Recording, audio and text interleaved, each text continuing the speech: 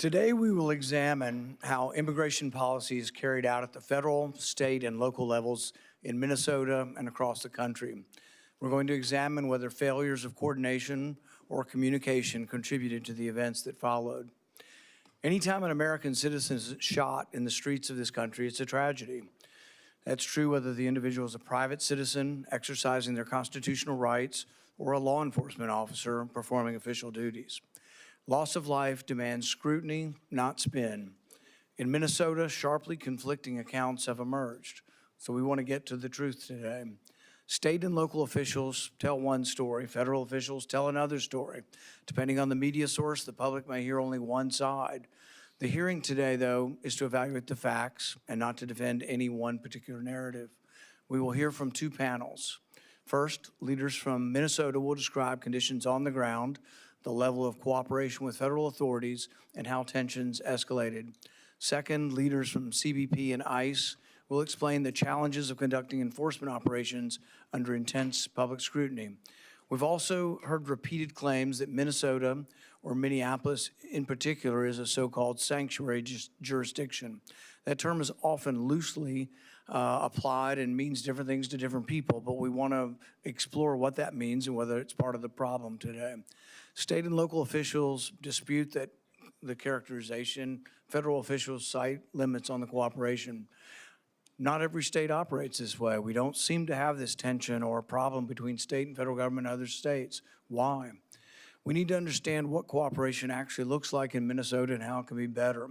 We need to look where communication has failed, and we need to determine whether this was a failure of policy, coordination, or leadership on one side or both sides.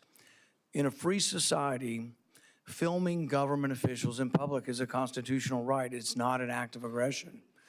Americans are led to believe, excuse me in the back, Americans are led to believe that exercising the right of being there and protesting shouldn't place them at the risk of lethal force. If it does, public trust collapses. At the same time, federal officials made public statements implying that firearms are prohibited at protests. Those statements were later clarified, but they're erroneous and not helpful. The First and Second Amendment are not suspended during periods of unrest or during protests. When officials speak imprecisely or rashly about constitutional limits, especially in volatile moments, they risk inflaming the situation rather than stabilizing it. Law enforcement officers perform difficult and dangerous work, and the vast majority do so honorably. But when a shooting occurs, the proper response is not to dismiss concerns or rush to judgment. Traditionally, the officers are removed from the line, even in very justified shootings, even in shootings when they've been shot at multiple times, wounded. The officers typically removed and there's an investigation because we think lethal force is such a thing that should be controlled and restricted that we always investigate it. That's what needed to happen here and should happen. The process protects both the public and the law enforcement officers, but we must avoid on all sides is just resorting to inflammatory rhetoric, declaring nothing to see here, or rushing to label a U.S. citizen a domestic terrorist before the evidence is established undermines trust and escalates already volatile situations. Both parties have weaponized the term domestic terrorist to target those with opposing views, and it needs to end.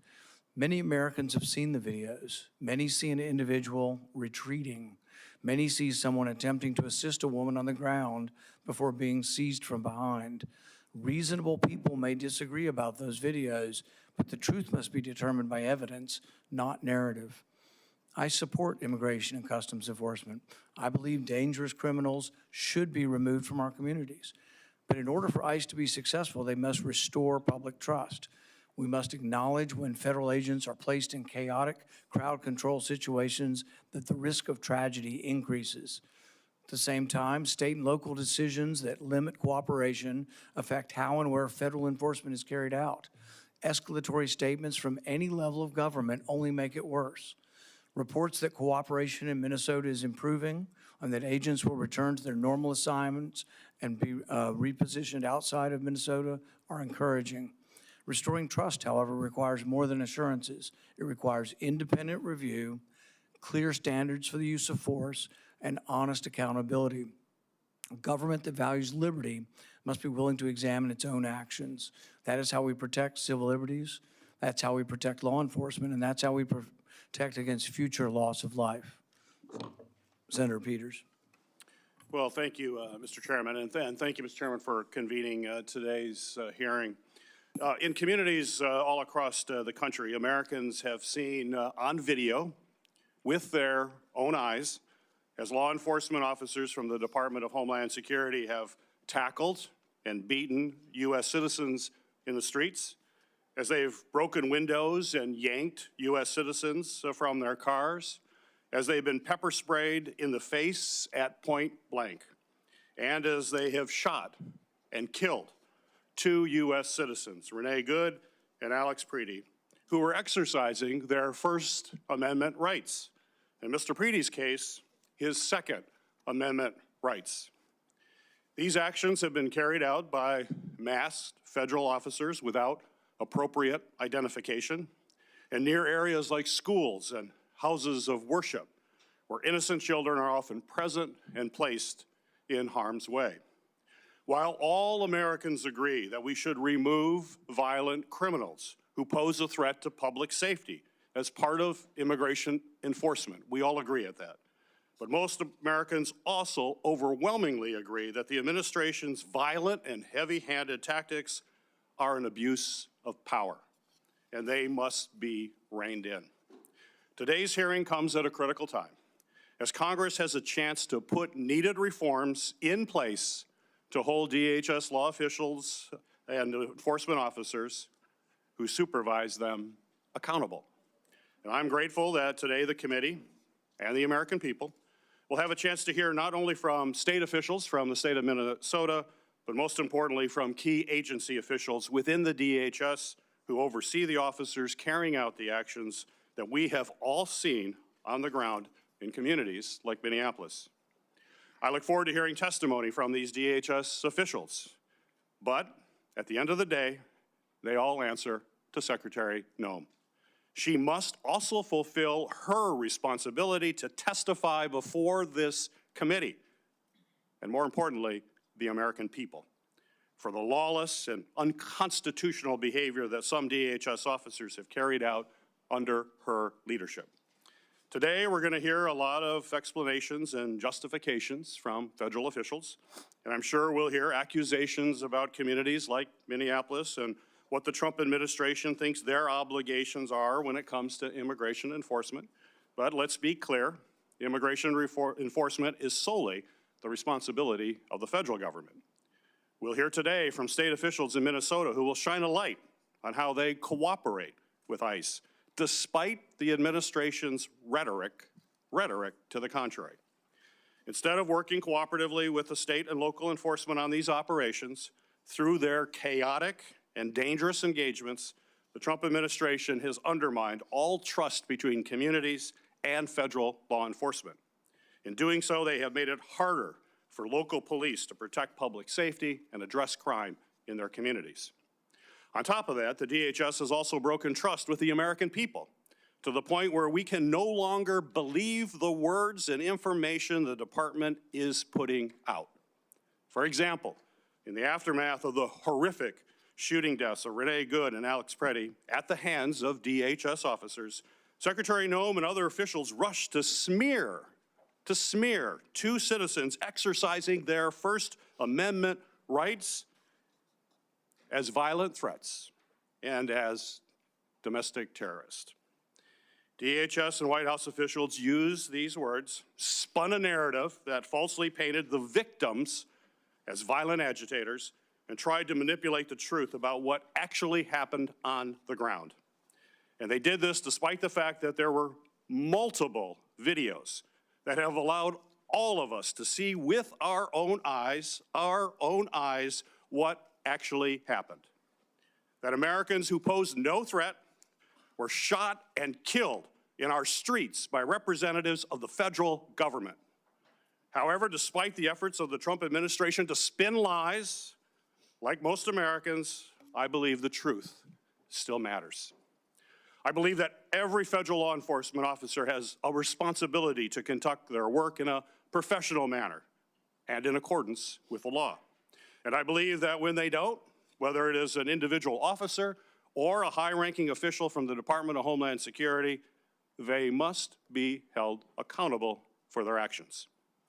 Today's hearing is about holding DHS accountable for the terror that they have unleashed in our communities through these violent, excessive, and unprofessional tactics. And as I said before, I expect to hear more excuses than admissions of error from the DHS officials. So with that in mind, I want to remind everyone exactly what we're talking about today. I've got a brief video. If you'd put the brief video up, this is what we're talking about today.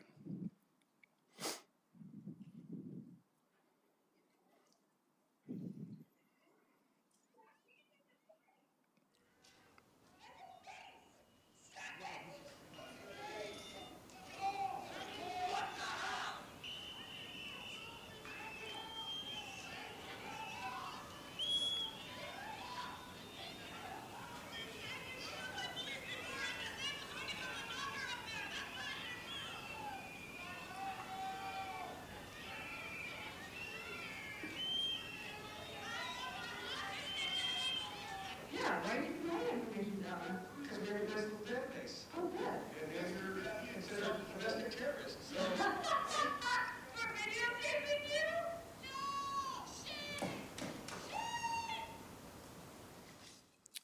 Mr. Chairman, I also ask unanimous consent to submit letters I have received from stakeholders in the committee's record. Without objection. Thank you.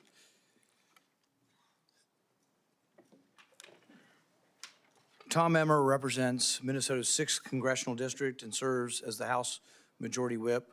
Because of his other duties after his testimony, I think he probably will be headed back to the House, but we appreciate you coming over. Congressman Emmer, you are recognized for your opening statement. Thank you, Chairman Paul, Ranking Member Peters, and members of the committee for this opportunity. It's not every day a lowly House member gets to address the upper chamber. I also want to acknowledge the other witnesses, constituent and friend Majority Leader Harry Niska, as well as Commissioner Snell and Attorney General Ellison, for being willing to offer their insight into this very important issue. I look forward to Attorney General Ellison being forced to answer for his role in tying the hands of law enforcement in order to protect criminals. It's a shame that his partner in crime, Minneapolis Mayor Jacob Frey, declined the invitation to testify here today. Frey clearly has no problem talking about Minneapolis to any member of the media who will listen, so it makes you wonder if he's too afraid to repeat those same lies under oath. I guess time will tell. As the representative of Minnesota's 6th Congressional District, I have witnessed firsthand the consequences that come when our Democrat state leaders prioritize criminal illegal aliens over law-abiding Minnesotans. The unrest that we all watched unfold in Minneapolis over recent weeks was unnerving. It was heartbreaking, and any loss of life is tragic. But make no mistake, it was all a direct result of radical sanctuary state and city policies in Minnesota. By preventing local law enforcement from working together with federal law enforcement, they have turned Minnesota into a safe haven for criminal illegal aliens. We're talking about murderers, rapists, gang members, and child predators.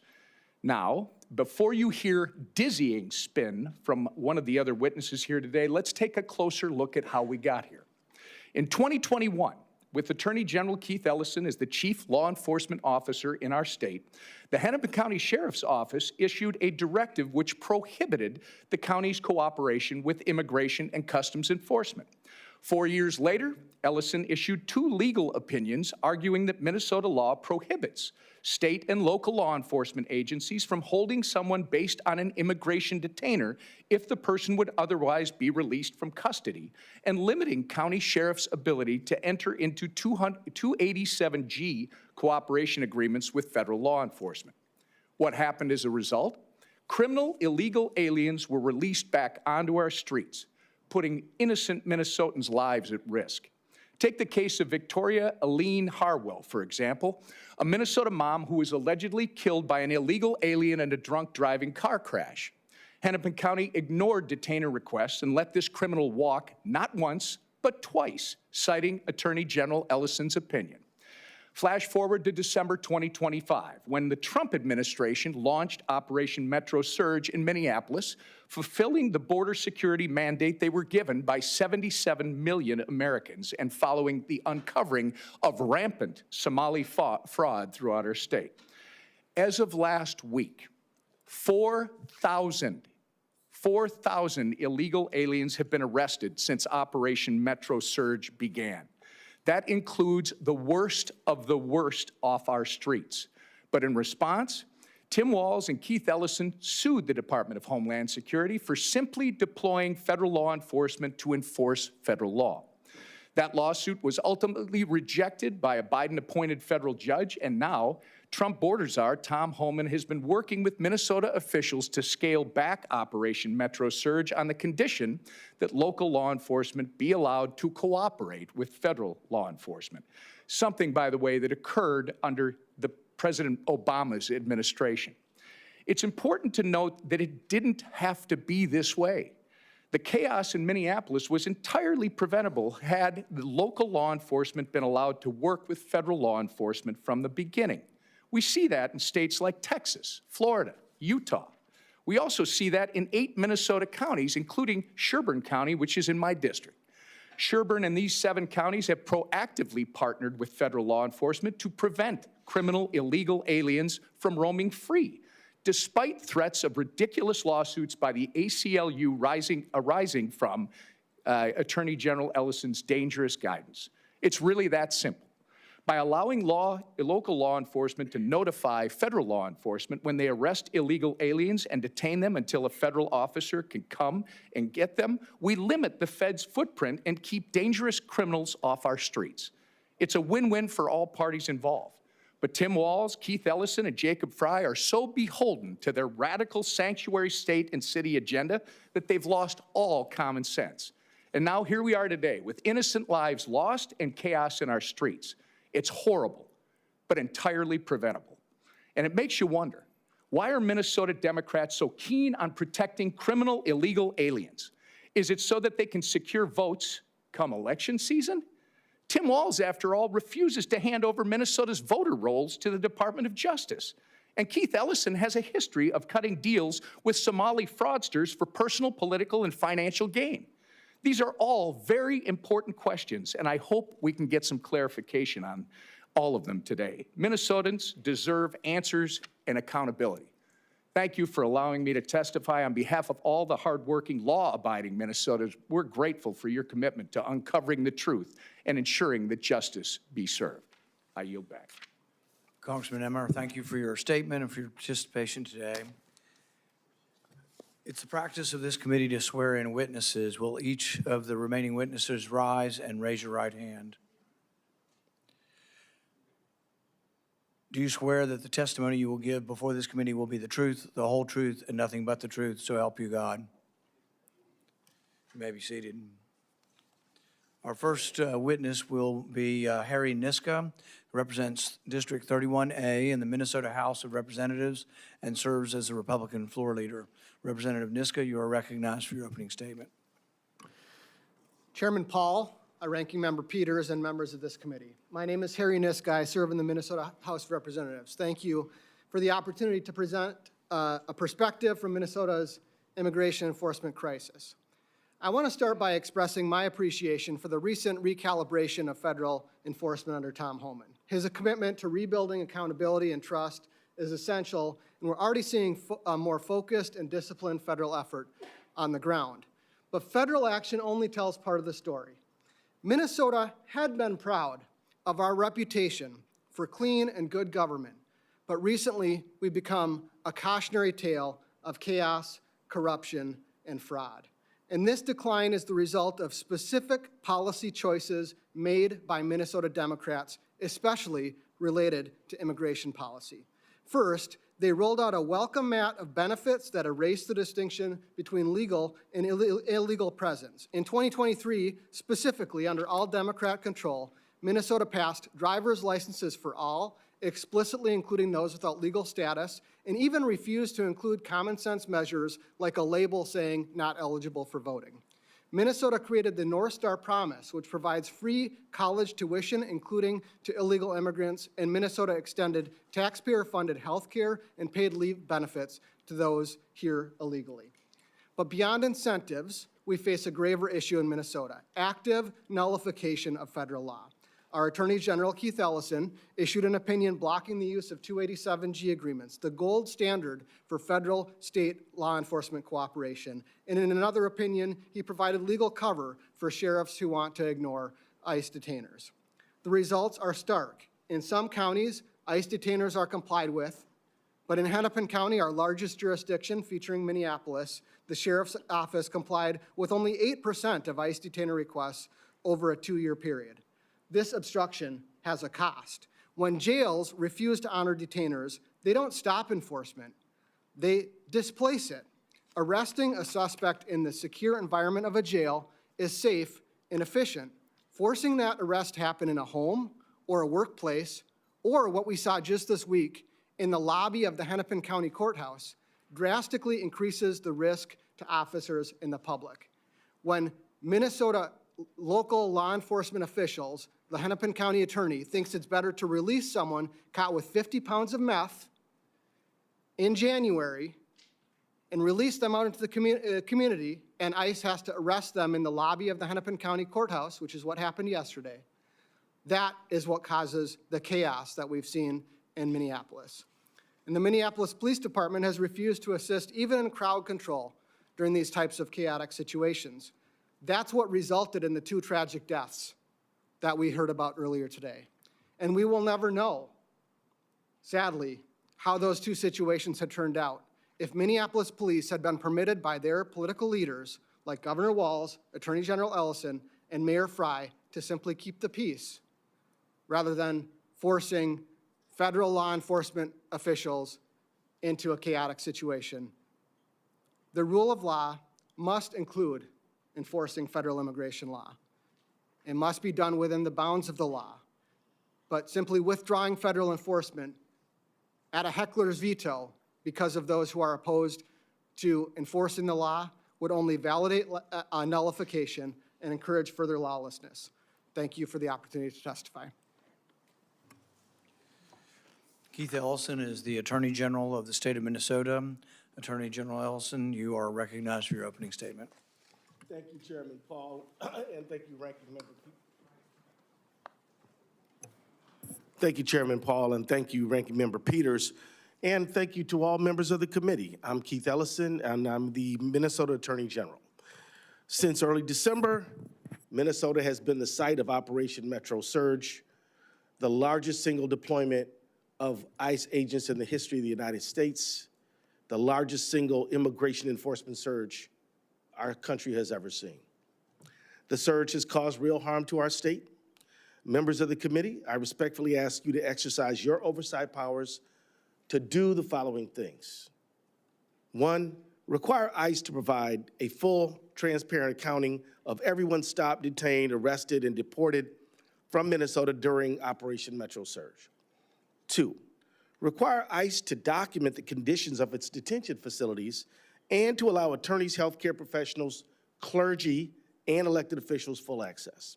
3, require the FBI to conduct investigations in partnership with Minnesota into the deaths of Renee Good and Alex Preddy and into every other use of excessive force. 4, require ICE to stop masking, stop the racial profiling, stop conducting warrantless searches. And finally, pass comprehensive immigration reform. I was so encouraged years ago when Senator Langford was leading that effort. It needs to be renewed. One question any rational person might ask is why? Why is this happening? Because it simply doesn't really make sense. Every rationale the administration has offered for this surge is really a pretext. The government has said the purpose of the surge is to fight unauthorized immigration, yet Minnesota ranks 28th among all states in the percentage of undocumented immigrants. Florida and Texas alone have nearly as many undocumented people as the entire population of the state of Minnesota. The government has said the purpose of the surge is to fight fraud in government programs.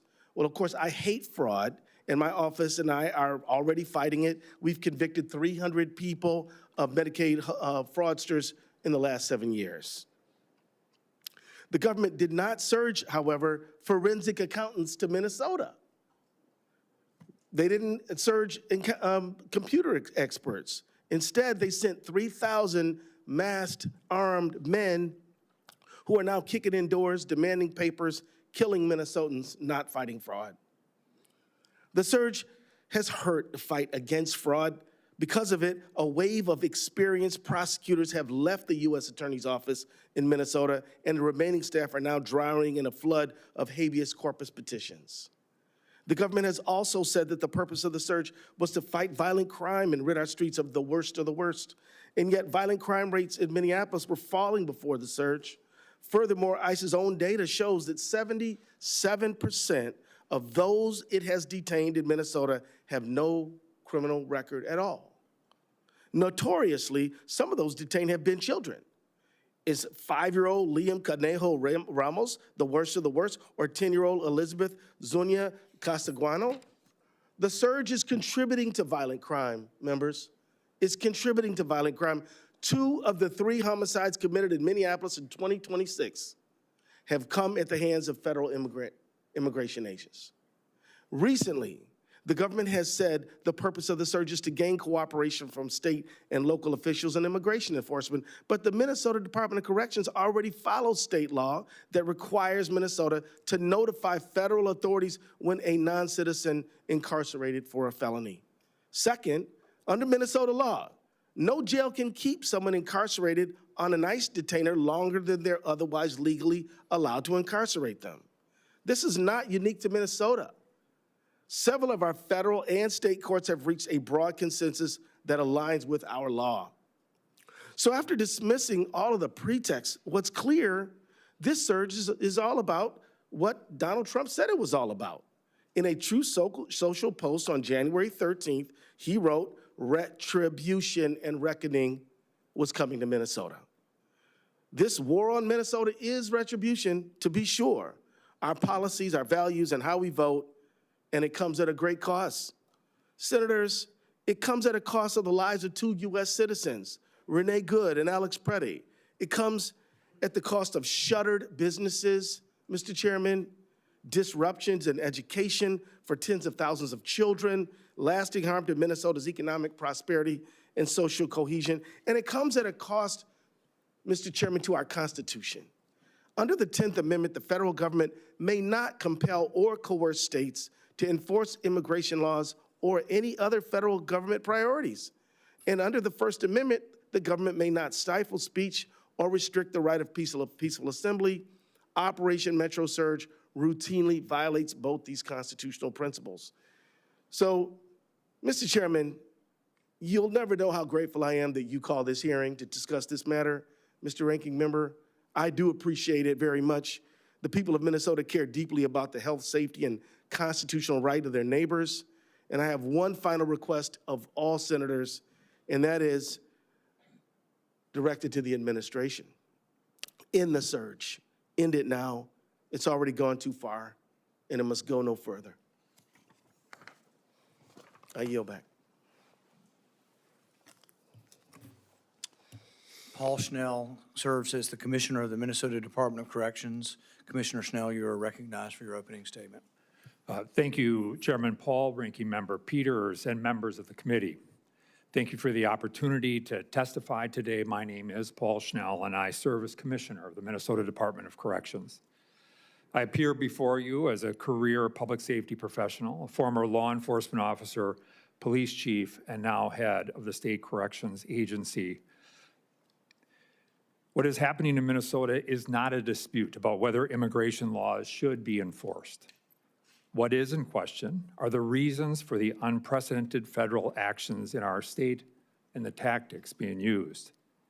2 Minnesotans, both U.S. citizens, are dead following encounters with federal immigration agents. That alone warrants serious oversight, particularly in light of federal officials' unwillingness to allow a shared investigative process. Oversight must begin by separating fact from fiction. Our agency has worked hard to bring facts to light. Accuracy is not defiance. The latest false narrative is that Minnesota is a lawless sanctuary where dangerous criminals are allowed to slip through the cracks. That simply is not true. My written testimony is extensive, but I'd like to highlight 3 points. First, Minnesota honors immigration detainers and has coordinated with federal authorities for many years. Any suggestion that we refuse to cooperate or harbor non-citizens is baseless. Second, President Trump's request that serious offenders be deported before they serve their court-imposed sentences undermine both victim and state justice interests. Third, the execution of Operation Metro Surge has had tragic consequences. What has resulted is not controlled, target-focused enforcement, but an operation lacking planning, discipline, and constitutional restraint. It is both possible to respect civil liberties and engage in meaningful immigration enforcement. We as a country need DHS to respect that balance. Minnesota's experience shows us that unchecked enforcement can lead to tragedy and a profound loss of trust. Constitutional rights are not partisan issues. Government power must be checked and balanced, and law enforcement must operate within the law. Chairman Paul, members of the committee, I am here because I believe oversight is urgently needed. Minnesota seeks a return to law enforcement agencies respecting each other's roles, where enforcement is proportional and constitutional, and where the public can trust that government power is exercised responsibly and transparently. We are not there today, but with your help and continued advocacy from leaders who value the constitutional principles, I am hopeful we can get there again. Mr. Chairman, thank you for inviting me. I am prepared to answer your questions and assist the committee's inquiry in any way I can. Thank you all for your testimony. I think there is a way we can get beyond, our differences on immigration and our differences on approach. And I think, but we have to look at this in a broad scope and try to leave some of that aside. I think there is no justification for bad behavior from law enforcement, whether it's your local police or others. It has to be investigated, needs to be corrected. You have to change your policies. You have to announce that you're going to do a better job. But I think there is an explanation for why there's 3,000 ICE agents in Minnesota. One explanation has been put forward was vindictive. Maybe, I don't know for sure. But I do know that if you tell people preemptively that your local police will not cooperate, so if ICE calls you up and says to Minneapolis, we have a guy, I'm just presuming it's a guy because more bad people out there, unfortunately, are men than women. It's a guy, this bad guy, we want to pick him up. He's been convicted of an assault and he's now needs to be deported. If the policy of Minneapolis is not to cooperate at all, I mean, there's going to be a real problem, and then they're going to say we need more ICE agents. So what happens right now, Mr. Ellison, Attorney General Ellison, if I'm from ICE and I call Minneapolis and I say, John Smith is wanted, and will you help us? Could we have 10 Minneapolis policemen go with 1 or 2 agents and arrest him? Or do we have to have 12 agents and no Minneapolis police? What happens? Well, under Minnesota statute 631.50, anybody convicted of a felony who's in custody must be questioned about their nationality. That's in custody. That's sort of a different question. Okay. I'm talking about somebody who's in the community and they need help arresting this person. Right, but you said felony, so You're right. that's what And maybe. that's a different, we'll talk about Okay, that. yeah, But yeah. let's talk about somebody they want help, and is the local police force going to give them help, or do they have to bring in all ICE agents to do it? Certainly, targeted enforcement is not the problem, as has been said. But I think that's what has been said of some of your policies, and the interpretation is that they don't have to and won't cooperate with ICE. Well, Mr. Chairman, what my policy, first of all, they're not my policies, just so all the members of the committee know. when you see advice or an advisory opinion coming from the Attorney General's office, this is not my opinion. It is the lawyers in my office, my best analysis of what the law requires. So I say that to you because even if I didn't issue an opinion, the law would still be what it was. But a month ago, if ICE called the local Minneapolis police and said, we want to arrest this person, will the Minneapolis police help ICE to arrest a person? I think so, yes. Well, and this gets to now we're at a question of facts. 'Cause But see, Mr. I Chairman, think most people are arguing that that's not true and that that's a reason for the surge. If it is true, then the local officials need to say they will. But I mean, the mayor of Minneapolis said to, used crude language to tell them where to go. He didn't say, oh, we're not going to help you arrest 5-year-old boys because we think that's wrong, but if you have a rapist, we'll help you elect rapists, assault people, thieves, drug kingpins, et cetera. But it doesn't sound like that's what's happening to me. I mean, do you really think that it is happening? They're cooperating? Yes, I do, Senator. All right. And let me just, if you'd allow me just to elaborate, I think that what we're dealing with is a difference of what the scenario is. If you're talking about a person who's been convicted of a crime where in targeted enforcement, you will see Minnesota officials make sure that that person is addressed properly and deals with their consequences when it comes to immigration. So Representative Niska, do you think the local police are cooperating if ICE calls them? No, the public statements of Minneapolis officials have been that Minneapolis police will not assist in enforcing immigration. Perhaps they'll assist if there's some state crime that's alleged, but if ICE were to call in your scenario and say, we need to pick somebody up for violating immigration law, the Minneapolis public statements have been that they won't. And the example we saw just this last week of someone who was arrested with 50 pounds, an illegal immigrant arrested with 50 pounds of meth, and January 8th was allowed to go free and had to be taken by ICE last week. Thank you. Mr. Schnell, I would like to know, and I've watched some of your interviews, so I am impressed with the idea that ICE was saying there was 1,300 people. You reviewed them. Some of these people aren't in Minnesota, never were in Minnesota. Some have been released to ICE themselves, and their list is just flat out wrong. The most impressive thing I heard in one of your interviews was that somebody named Lou Mua was a person that they were, saying, this is why we have to break down doors because this terrible person. Sounds like he probably is a terrible person, but you said he was in jail already and he had a detainer. So I think that truth needs to be explored if that is really happening. There used to be, people said, a direct portal, though. So when you did it or somebody got booked, it went directly to ICE. Does that still exist, or do you have to do them one at a time in prison? So, Mr. Chair, at present, we provide notification in accordance with law to ICE when they come in. There are systems that are available to people to be able to get that, for ICE to be able to get that information. I was told that Mayorkas stopped the portal, and the portal was a very fast portal where it was sort of automatically done. True or not true? It is true that there is a portal that ICE can access. It was stopped under Mayorkas.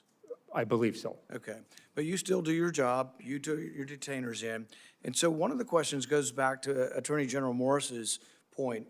So, and look, I'm a stickler for the law. I'm a libertarian on these issues.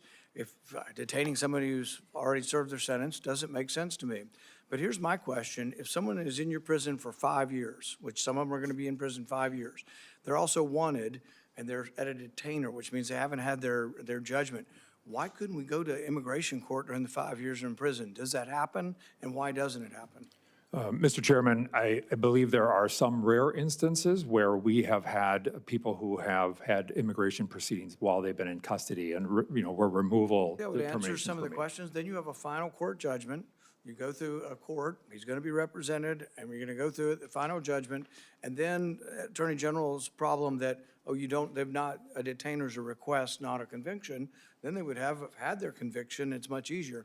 But they also, if it's seamlessly working, is it most of the time when you notify ICE, are they showing up on the day they're going to release and it's a peaceful turnover? Or are they doing it half the time, 20% of the time, 100% of the time? How's it working? Mr. Chairman, I think there has been wide-scale cooperation for a long time. We have had, excellent experiences, and the staff, local staff at the Department of Corrections and the local ICE office are very effective. Senator Peters. Thank you, Mr. Chairman. Commissioner Schnell, has ICE or anyone else at DHS attempted to coordinate their operations with state and local law enforcement, or even notified them when they are conducting immigration enforcement, according to your knowledge? Senator, I believe this is one of the challenges, and may speak a little bit to the chairman's earlier question, that there has not been a planful approach. There has not been efforts to coordinate or discuss their targets. We have not been provided with a list of targets, as a for instance, where there could be some opportunities where we have those dangerous people that represent a risk to Minnesota's public safety that we could coordinate. So that has not happened. So it hasn't. They have not been attempting to coordinate with local law enforcement, with what you've seen. And you have your current experience. You also have a long and distinguished career as in police in the community, including a police chief for a number of communities. So they have not coordinated, to your knowledge. So what danger to public safety and local law enforcement does this lack of coordination from DHS result in? Well, I think, Senator, what we see is a situation that is crisis-driven. And I think the challenges are when things were out of hand, then it was we need local law enforcement to protect ICE and ICE operations. When in fact, if coordination had happened from the get-go, I think a lot of this could have been avoided.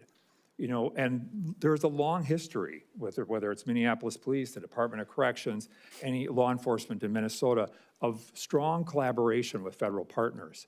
For instance, the Department of Homeland Security Investigations Division does a lot of work with transnational drug investigations on task forces that law enforcement are actively involved in. And these are really positive and important public safety ventures.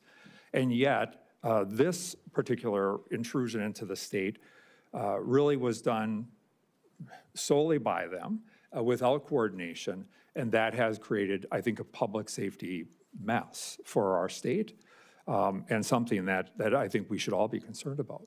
Well, that's significant. So they are not reaching out to try to coordinate an action. It sounds like from your testimony, if I'm correct, it's only when it gets a crisis situation because it's out of control, that they had lost control, then they call for help from the police. Please help us. We're messing this operation up. I think, Senator, that's precisely, I think, what we have seen over the course of time is that as things became more crisis-oriented after the two shootings, the two deaths, then there was this need for collaboration and securing ICE agents and even the local ICE facility in Minneapolis. Okay. So lack of attempt to even coordinate at the front end is a significant problem, and I hear you. Attorney General Ellison, I'm going to ask you another related question to that coordination. Can you describe the coordination between DHS or DOJ with the state and local officials into the investigations of the tragic shootings of Renee Good and Alex Preddy? We haven't had any Senator, we haven't had any cooperation up until now, which is really unusual because in prior cases where there's been a federal and state interest in a crime, we've seen collaboration between federal and state authorities. It's how we normally do work. It's not unusual at all. And in fact, this situation, when we were told you can't have access to the evidence, to the crime scene, that was highly unusual and surprising to us. And so we're hoping that we can gain cooperation, perhaps in the Preddy matter, but we've been advised that the Good matter is the feds are not investigating it, and we still haven't received any access to the evidence that is involved in that case. So it's an unusual, strange situation, but we're with good faith, hoping that things will change. So that's important. You're saying in the past they've worked with you or other folks. Yeah. But in these two cases, they're stonewalling you? That's a yes. That's a yes. Wow. Well, Commissioner Schnell, as a former local police chief, as I mentioned earlier, is cutting out law enforcement, cutting out local law enforcement a common and effective way to actually conduct an investigation?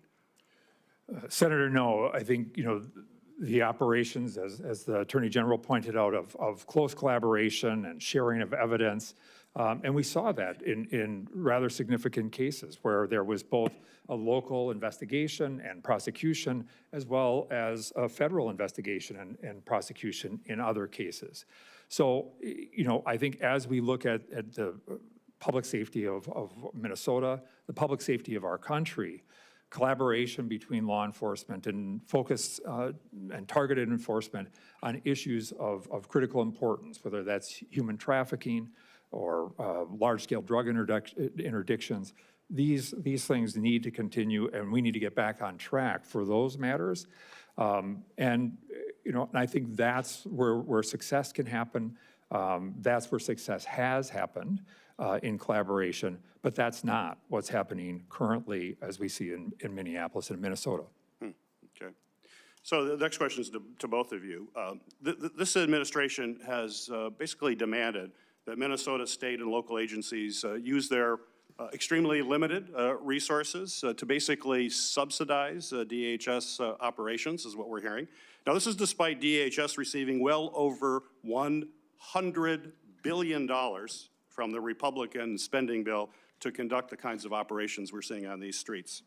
So given recent reporting that only 14% of arrests made by DHS are individuals with a criminal record, would you say this is a good use of those limited state resources that you have to protect the people on the streets of your local communities, to help ICE round up mothers on their way to work, or children getting off the school bus, or should you be using that to fight crime on your streets and making the people safe in your communities? And how does that strain your ability to provide public safety for the residents that you serve?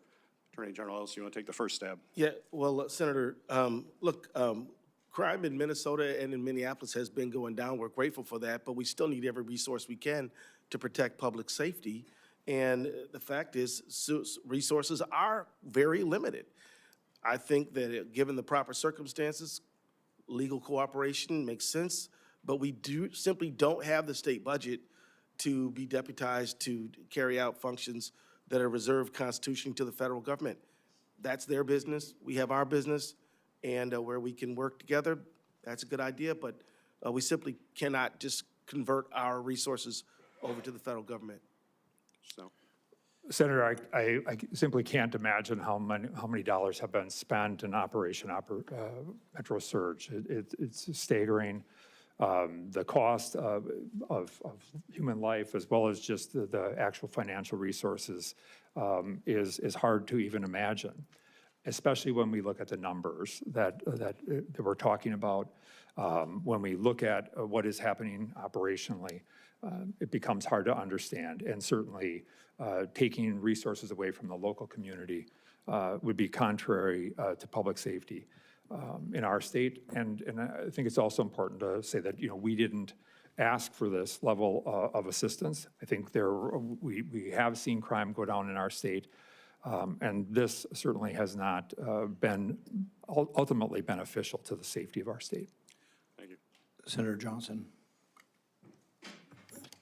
So a lot of what we heard here today literally makes no sense. When you look at the history of returns and removals, the Obama administration, first Trump administration, you have to kind of throw out Biden. It was such an aberration. Obama, on average, they returned and removed about 650,000 people a year. Trump in his first term, about 500,000. It's lower than Obama. This first year, there have been a little under 600,000 returns and removals. That's a lot, but it's not a whole lot when you realize we flooded who knows how many, at least probably 10 million people, if not more, during the Biden administration, and created this enormous mess. By the way, including that, according to DHS, 650,000 criminals that are at large. They're not detained. 15,000 murderers. 20,000 people convicted of sexual assault.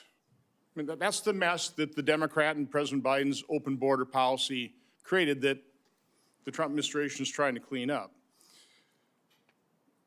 But they deported close to 600,000 people under this administration, and in most states and most cities, there aren't protests. There aren't protesters being shot. Obviously, problems in Los Angeles, probably Portland.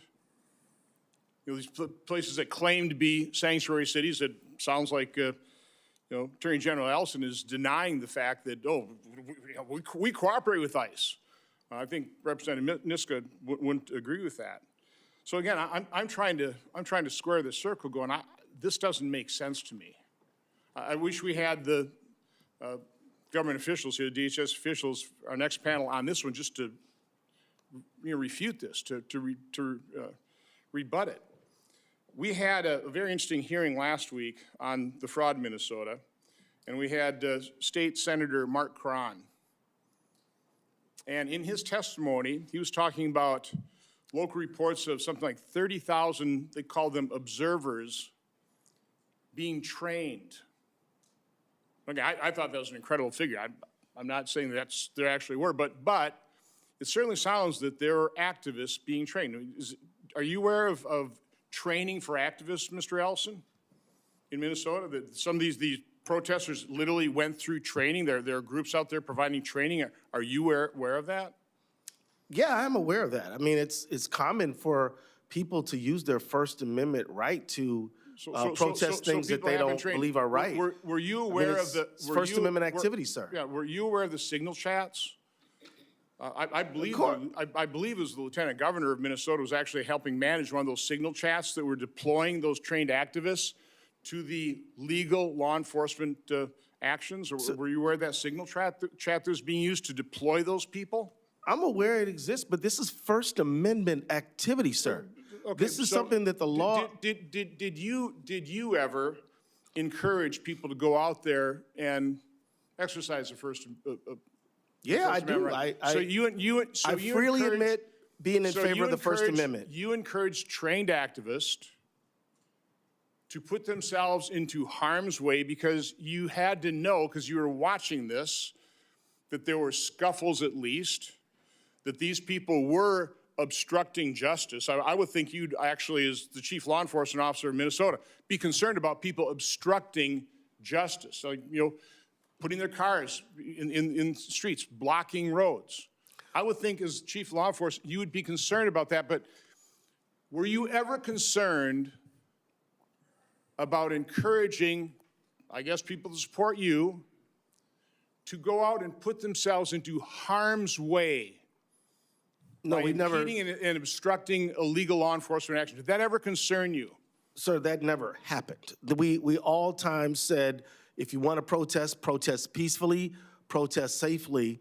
But you'll never find me being against the First Amendment. Out right now, but I'll always be for the First Amendment. But you were seeing the scuffles, right? You were seeing and by the way, Minneapolis police officials could not help protect ICE officials, right? I mean, Representative Niska, isn't that, when you're talking about the nullification of federal law, isn't that one of the, Hennepin County, that they simply could not help and protect ICE in their legal law enforcement actions?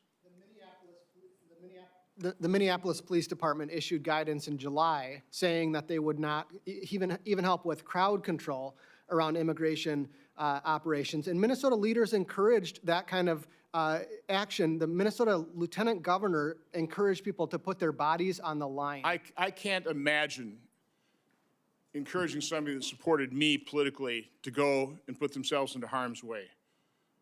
I can't imagine that, particularly when you know that these law enforcement officials had been shot at, a couple of illegal immigrants inadvertently killed because people were shooting at ICE officers. Their vehicles have been rammed by some of these peaceful protesters, probably the trained activists. They've had rocks thrown at their vehicles. I can't imagine encouraging people, put yourselves in harm's way. Get out there and record that. I, as a government official, would have said, back off. Let us work with ICE. Let's cooperate with them. Let's see if we can't de-escalate this. But Attorney General, you did the exact opposite. And 2 people are dead because you encouraged them to put themselves into harm's way. And now you're exploiting those 2 martyrs. That was a tragedy. It never should have happened. Now, we can investigate, but I can't imagine being a law enforcement official where I know my colleagues have been shot at, their vehicles rammed, that there are trained activists deployed. And by the way, we know at least one of those activists had a semi-automatic pistol with extra clips. So now you're an ICE officer, you're doing enforcement action, you've got a team behind you trying to protect you, you've got all these trained activists behind you. Is it any wonder they're at hair trigger alert? A tragedy was going to happen, and you encouraged it. And you ought to feel damn guilty about it. Thank you, Mr. Chairman.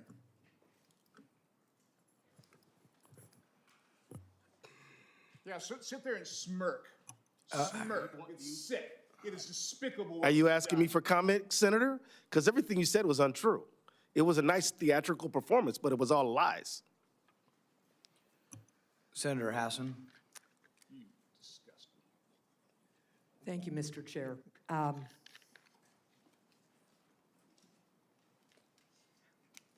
We're here today because Americans are outraged by the deliberate intimidation, trampling of civil rights, and lawlessness from this administration that has left 2 Americans shot dead, 2 American citizens shot dead by masked federal agents. And with respect to my colleague from Wisconsin, there is a long tradition in this country, especially in the civil rights movement, which finally brought us out of the Jim Crow era, of peaceful, nonviolent demonstration where people are trained so that when they are attacked, even by law enforcement who are escalating, they know how to stay calm. And it is because of that kind of nonviolent First Amendment activity that we were finally able to pass civil rights laws in this country.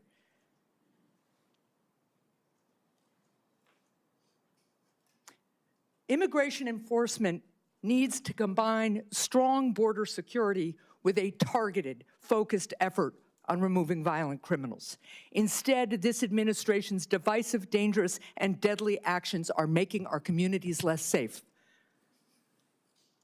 Today's hearing provides an important opportunity for us to hear from those on the ground and those in charge, because what is happening today is unacceptable to the people in my state of New Hampshire and to people from every corner, and in fact, people around the globe. Since I just got back from the country of Greenland, they know this too, and their children are scared of the United States of America. I hope that my Republican colleagues will continue the bipartisan conversations that some of us have been trying to have and are necessary to enact meaningful, common sense reforms to keep our communities safe. Now to Mr. Schnell, last month President Trump stated that Minnesota officials should turn over all criminal illegal aliens that are currently incarcerated in their state prisons and jails to federal authorities. As the head of the Department of Corrections, you run Minnesota's prisons, and in your testimony, you described how your department already works with ICE to transfer non-citizen prisoners in your custody to federal custody. You all do that. So you're doing your part and you are working within the law to coordinate with ICE. I'd just like to hear from you, given your years of experience in law enforcement. Have the actions of ICE and the Trump administration improved effective law enforcement and cooperation in Minnesota, or have they made it more difficult? Senator, the current operation makes it much more difficult. And I think, you know, the levels of misinformation do become challenging. In fact, just in the past few days, in the White House X account, there was a post about the ICE's removal of the worst from Minnesota streets. And they cited Mr. Abdi Rashid Aleem, his arrest and removal from Minnesota, when in fact, Mr. Aleem was released directly to ICE on May 1st of 2025 from the Department of Corrections. And so this misinformation, I think, makes it much more challenging for law enforcement. And I think it's so contrary to the way it has historically been in terms of collaboration. And, you know, this is one of the challenges I think we face. Thank you. You also talked in your testimony about trust, saying, quote, "The erosion of trust between DHS and Minnesota is at the core of this crisis, and I suspect we will feel its repercussions for years to come." This is an incredibly important point. The greatest responsibility a government has is keeping its citizens safe. But that can't come at the cost of freedom and liberty. These things all have to work together, or you lose the trust of your citizens. And all across our country, and in my state of New Hampshire, law enforcement and communities work together in this way to work to be safe. So having lived this experience, what do you see as some of the repercussions of this loss of trust, and what can we do to rebuild it? Senator, I think it happens here with this, and we'll start with this committee and with Congress taking, you know, some clear action to address and rebuild the legitimacy and trust in ICE. And we want to be clear, there is a legitimate need for immigration enforcement and for addressing those people who represent, in particular, a threat to public safety. But I think what we want is to return to the days where there is close collaboration, as you described, where we can focus on key issues of community and public safety across our country, things like transnational large-scale drug efforts, as well as human trafficking. These are really important issues that there has been longstanding collaboration, and I worry that because of what's happening today, those efforts will be lost, or we will not invest the kinds of resources that are needed in those areas. Yeah, I appreciate that. I guess one last question. I come from a small state, but we have 234 cities and towns. And some of our police departments are a few officers. Our larger cities have, you know, many more than that. But can you talk about the realistic need to cooperate and plan when you have limited resources? It sounds to me that some of what the administration is asking the state of Minnesota or the community of Minneapolis to do is turn over its entire police force to ICE to do their work, and then drawing them away from investigating state crimes, which is, of course, incredibly important. Can you just talk about that for a second? Senator, Minneapolis, like many communities across the country, have limited resources and have profound need on the policing front. And so it has to be targeted and focused on the needs of those communities and diverting this away. In fact, we can go back and look at the President's task force on 21st century policing from 2015, just 11 years ago, that really focused on the need for there to be an effort, but the decoupling of immigration enforcement from local law enforcement. And that doesn't mean that there isn't collaboration, and we need to focus on the right kinds of targets, but it does speak to the fact that local law enforcement has a role, as does federal immigration efforts.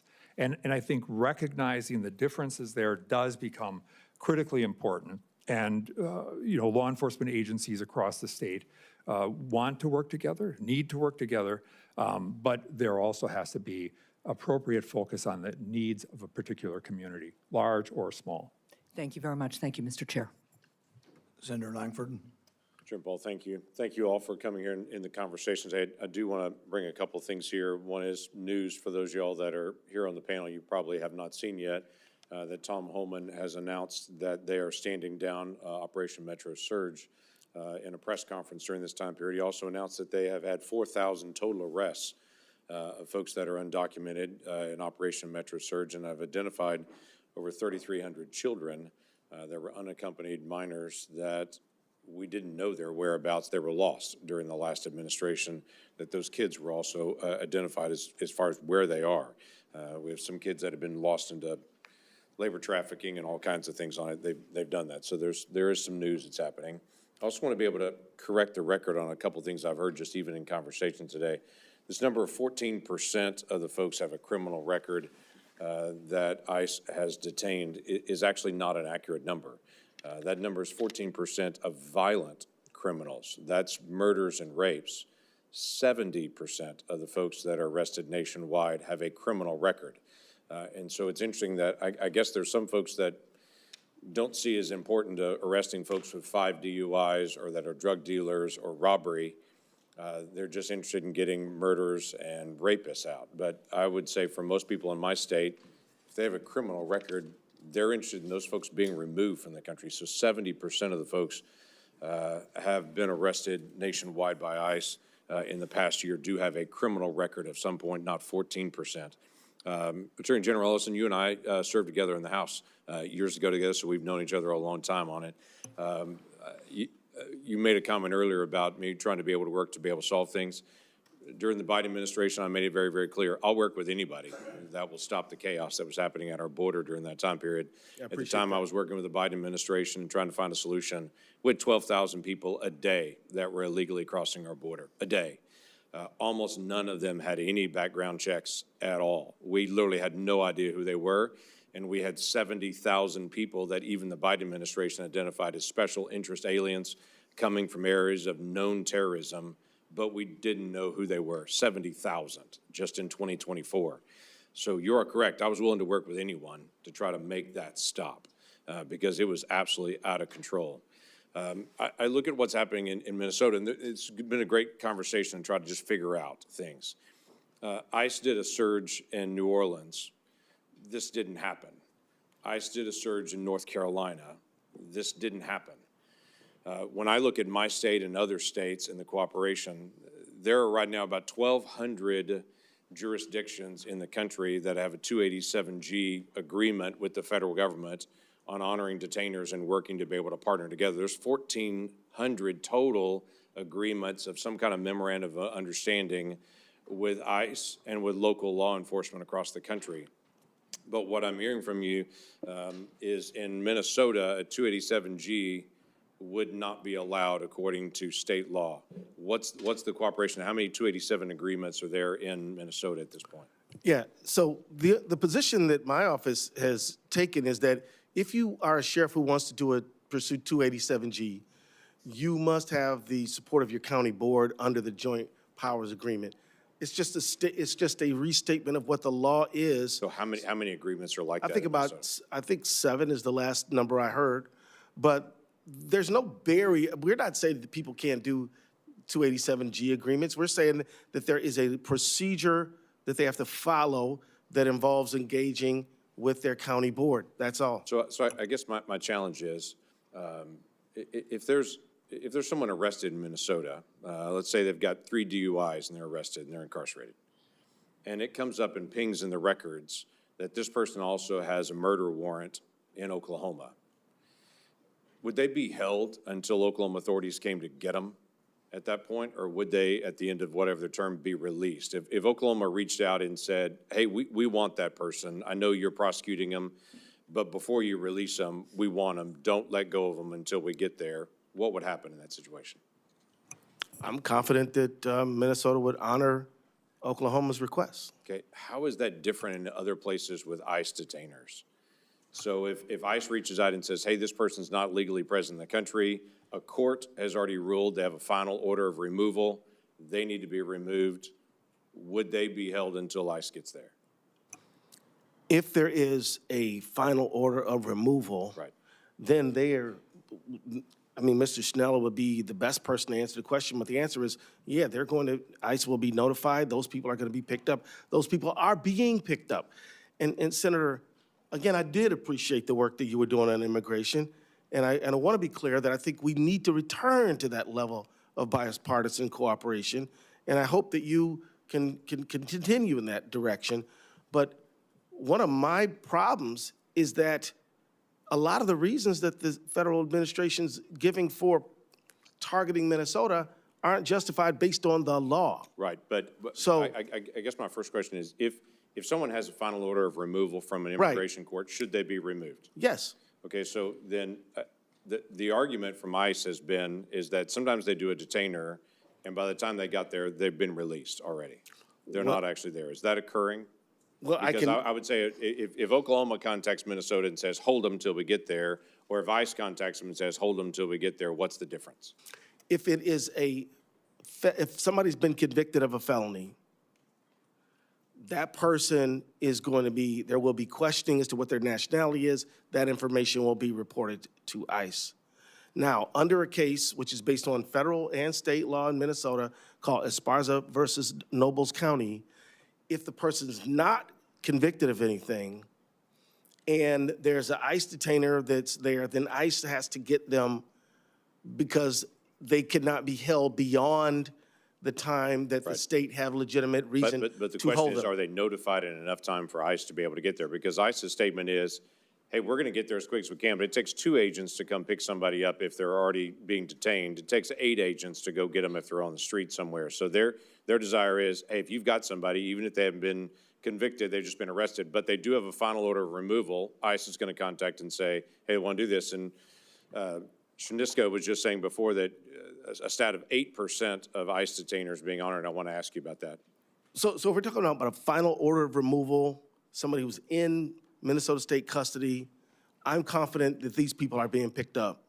If there is no final order of removal, if there's no felony conviction, if the person is still pre-trial, then it would be a rearrest and a detention from the state of Minnesota if we were to continue to hold them beyond Minnesota's authority to hold them. So we cannot just say we're going to hold you because ICE wants you if it's a non-felony situation All right, we'll where follow- there's no conviction. I'm past my time. We'll follow up with the ICE agents in a little bit and get a chance to I get think it's clarification. a great subject and hits on sort of the point.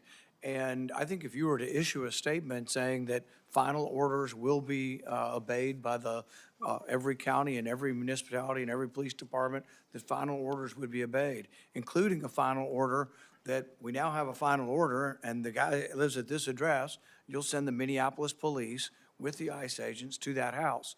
Would you issue that order? That's already the law. Well, I think nobody's cooperating and nobody believes there's an amount of cooperation. So I think issuing that order or issue a public statement. Would you issue a public statement that reiterates the law that with final orders you do? And then it brings up the other problem. Maybe we need more final orders and maybe ICE needs to be told to go to court and get final orders and then that you will comply with that. But I think they need to be told from you that you will actually comply if that is the distinction, that you don't like detainers because they're not a final court order and that you will obey final court orders. I think the people of America and the people of Minneapolis would do better, Minnesota, to hear from you that you will obey final orders. And then we have to figure out how come we don't have enough final orders and how come we haven't adjudicated these things. And then we're isolating in on the problem.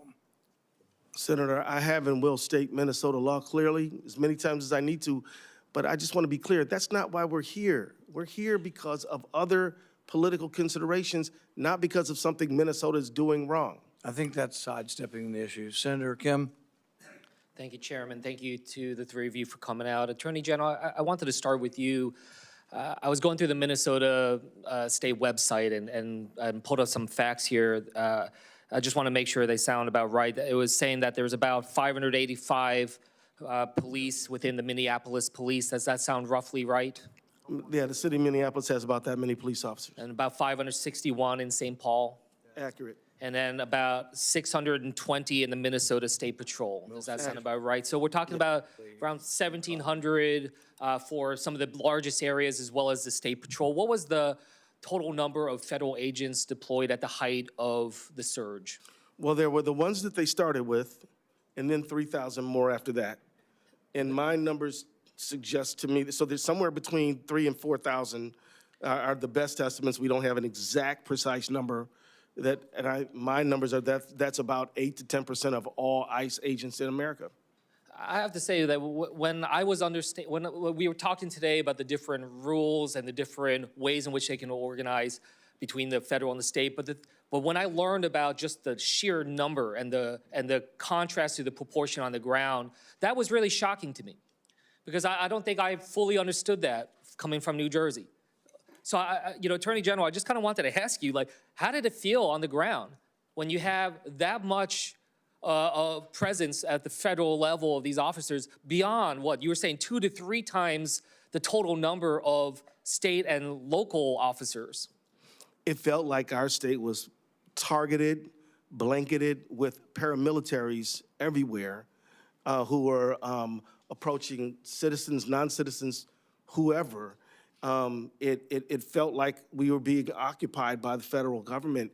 And I started returning, Senator, to reading about how the Boston Massacre, how did those Bostonians feel when a faraway government in England had imperial troops marching all over their city, harassing and abusing the citizenry? That's kind of how I felt.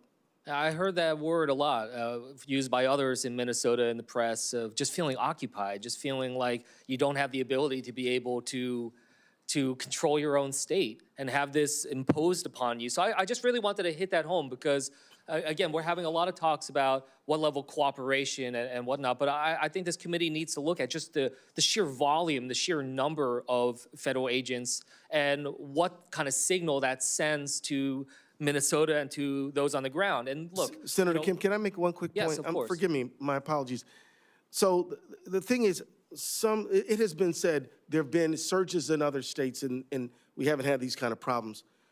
The reason why is it's never been on this scale. We just simply haven't seen this level of scale in other cities. This is the single largest deployment of ICE, of immigration agents in the history of our country. So I'm sorry for interrupting. no, absolutely. It's important to be able to hear. And sure, we heard the news from Homeland saying that they're announcing the end of the surge. And this comes on the heels just a couple days ago of Trump saying he's not backing down. So, we're, I think, seeing the importance of oversight, of accountability, and the voice of the American people, and especially the people of Minnesota, who, as far as I can tell, seem like they have disapproved of ICE, and seems like they're saying ICE has gone too far. That's not just falling on partisan lines, is it, Attorney General? It seems like it's across the board. There's a well-known conservative podcaster. His name is Michael Broadcorp. He's written, this guy's a conservative. He's nobody's liberal, right? He's a conservative. It is a broad-based objection that Minnesotans are making. Now, not everyone, of course, but whether from the left to the center to the right, people are very disturbed by the engagement that they've been receiving from ICE officials and Border Patrol agents. So despite the fact that the surge looks like it's ending and going back down, I think we can all say that damage has been done. There is also no admission of wrongdoing or wrongdoing of tactics by this administration, and it bodes questions about what comes next, not just for Minnesota, but where else are these agents going to go next? I think also part of this gets to what does it take to heal? What is it going to take to help the people of Minnesota heal? And Attorney General, you talked about just the lack of an independent investigation here. Is that something that would be important for the people of Minnesota to know that there is a true independent investigation that involves state and local participation? Yes, Senator. I know that there's a diversity of views on this esteemed committee, but I would hope that all would agree that we need transparency in terms of the activities of ICE, transparency in terms of the conditions of detention facilities, access to those facilities, a full, fair, and joint investigation into the deaths of Good and Preddy, an end to the masking. Nobody in this committee has police officers who run around wearing masks. I'm certain that Senator Paul, Kentucky police officers and state troopers don't wear masks. We cannot impose on people what we would not accept for ourselves and then call ourselves fair. And finally, I want to just encourage Senator Lankford to continue his work on comprehensive immigration reform.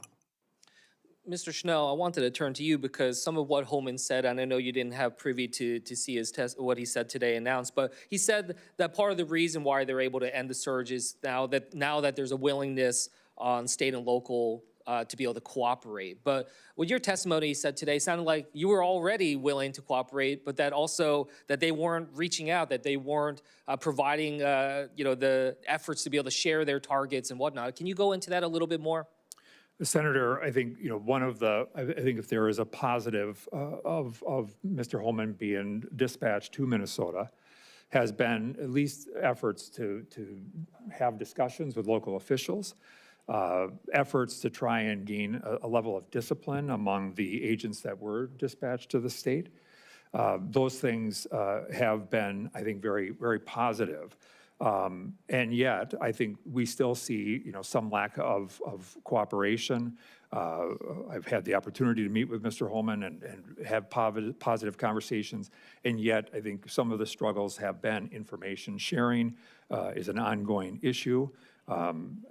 We have provided information to them around the people in our custody who are non-citizens and who do not have detainers yet, and there's about 100 of them. And so we want to make sure that there is full accountability. And so, we're pleased. And also that with stopping some of the misinformation that was put out there as well. 100%. Yeah. With that, I'll yield back. Senator Hawley. Thank you very much, Mr. Chairman. Mr. Ellison, let me start with you. You're the Attorney General of the state of Minnesota. Do I have that correct? That's a yes? Sir, you're aware of my job. You know the answer to that. You're not going to answer my questions? Are we going to start this way? Are you the Attorney General of the state of Minnesota, yes or no? You know the answer. Mr. Ellison, you're in my courtroom now. You're under oath. So I suggest that you answer my questions. You the Chief Law Enforcement Officer of the state of Minnesota, yes or no? Let's try another question. Are you familiar with the $9 billion in historic fraud out of your state, including the $250 million in the Feeding Our Future program alone? You familiar with that? Don't turn to the pages in your book to get your potted answers. Are you familiar with it? Yes or no? Yes, I am familiar with it. Very familiar, aren't you? Because the people who ran the Feeding Our Futures program came to you in your official office in the state capitol December 11th, 2021, and asked for your help in getting investigators off their backs. They complained to you for upwards of an hour about state investigators going after them, and they begged you to help them, and you agreed to it, amazingly. And we know you did. That's not because true. It's all caught on tape. Yeah, it is Every caught on- single sentence is caught on tape. Here's what you said. Let's And take a look. obviously you didn't You listen said, to the it's not a tape. question. You said to them, send me the names of all these folks who are investigating them. You said to them, send me their names. And I'll take that list, and I'll call the person over at Education who is investigating them and say, what's going on? Why am I getting these complaints? Then you went on to say, I already have my team working on this. What day should we get together to discuss it again? You made pledge after pledge to them. You said, we've got to make sure this guy who's investigating them stops it. You said, you have my attention. I'm concerned about this. You said, let's go fight these people, meaning the people who were investigating the fraud. Why'd you do it? Why'd you help them? Are you going to let me answer? Please, we're all ears. So first of all, you're cherry picking quotes out of there. Why did you help I them? thought you were going to let me answer. Why did you Are you help going to let them? me answer? Why did you help You them? let me answer and I'll answer you. Tell the truth and I'll let you answer. I will tell the truth. Good. Let's do that. That'd be a nice change. Why'd you help them? Now see, Mr. Chairman, I didn't come here to be insulted. I came here voluntarily. You came here for the truth. Let's I have came it. here- I Why didn't did come you here help vol- I them? The came here quotes are voluntarily. here. They're Now in look, black and white, and every yeah, member of this audience and they're can cherry- listen to the and they're- recording. It's 54 minutes long. It's all in public. You can Google it right now and listen to it. and listen to it all. Why'd you help them? First of all, I didn't help them. You did help No, them. I did not. I certainly didn't. You're saying you didn't do anything for them. You didn't. Well, wait a minute. I already have my team working on this again. That's not you? I have It's a ventriloquist? my team assisted with the information that led to the prosecution and conviction of these No, people. you didn't. You didn't lift Yes, a finger we to did. prosecute him. No, you did not. No, You didn't because lift a it finger was to a prosecute him. federal You had, prosecution. BS. You had Okay, whistleblowers but come to you as early as you're 2019. the one talking BS. Hey, listen, it's my You're the one time. who doesn't know what you're talking about, Oh, sir. no, sir. You You're the now have one encountered the truth and you cherry-picking don't like it. quotes. Why'd you take their You're the money? one taking their Why'd you money. take their money? I didn't. You took No, that's a false statement. $10,000. No, that's a false statement. That is a false $10,000 statement. 9 days after the meeting. False statement. You took $10,000. Here's what Untrue. happened. They went to your office. That's a They false solicited statement. money from They you. did They not come to solicited my help from office. you. That's also wrong. They came to your office. No, it they was your didn't. official office. You No, they met with them didn't. for 54 minutes. No, they didn't. asked you for help. You pledged it to them, and they talked repeatedly about money. In fact, it's all they talked That's about. a lie. Money, money, money, money. They True. said, we Untrue. will put our dollars in the right place. We will support candidates that will fight to protect our interests. You replied, that's right.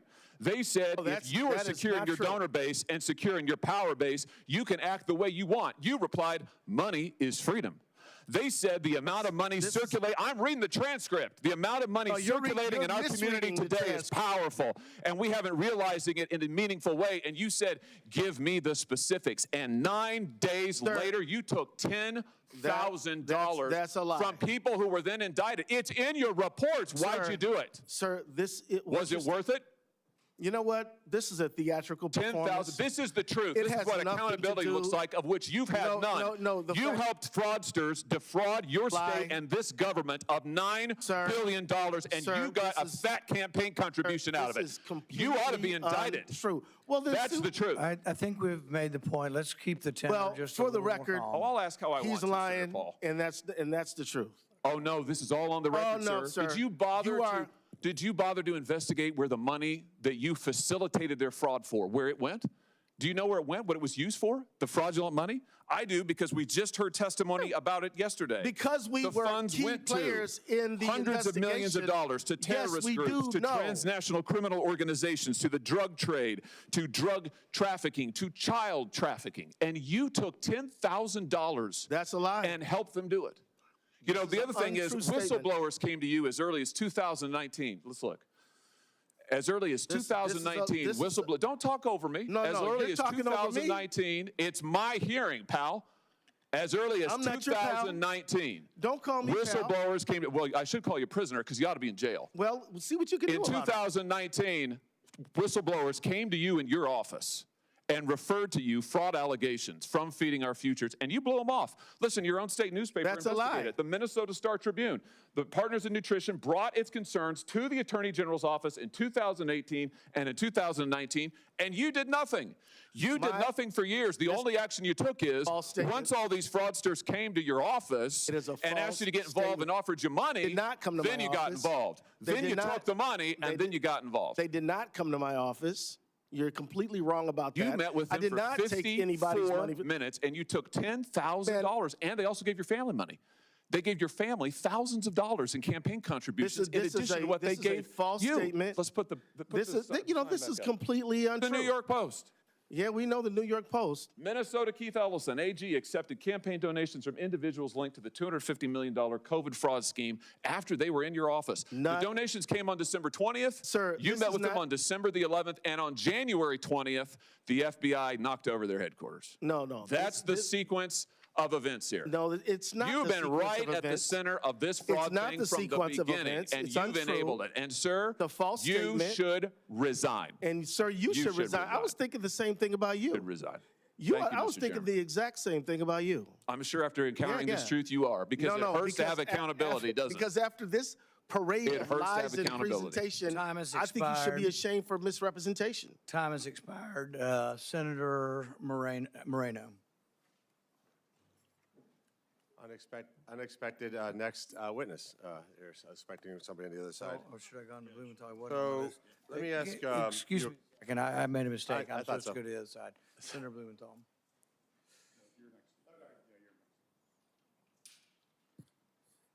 Thanks, Mr. Chairman, and thank you to the witnesses for being here this morning. General Ellison, I want to ask you about law enforcement generally, and especially as it applies here, as a former Attorney General myself and a former United States Attorney. I'm very concerned about the lack of working together, not just coordination or cooperation, but actually joint work together here. You know, this is routine because law enforcement is not about red and blue. It's about trying to apprehend and prosecute wrongdoers, to deter others, to punish the ones who did it. We've been told this morning that Operation Metro Surge is over. But this issue is much bigger than just Minneapolis. It's about an out-of-control agency that is imposing brutality and violence in neighborhoods across the country. And the hearing that we held, spotlight hearing last week, had witnesses who were shot and shot at, U.S. citizens with no criminal background whatsoever, in Chicago and California. This kind of brutality is happening across the country.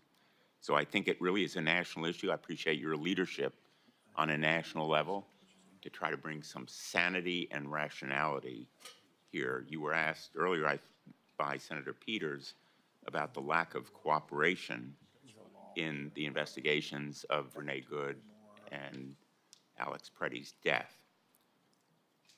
Absolutely tragic, but it's not just a lack of cooperation, I believe. Hasn't the federal government actually impeded your efforts to investigate by withholding evidence that was provided by state and local authorities and now is kept from you when you want to undertake a legitimate law enforcement investigation? Maybe you could talk a little bit about that.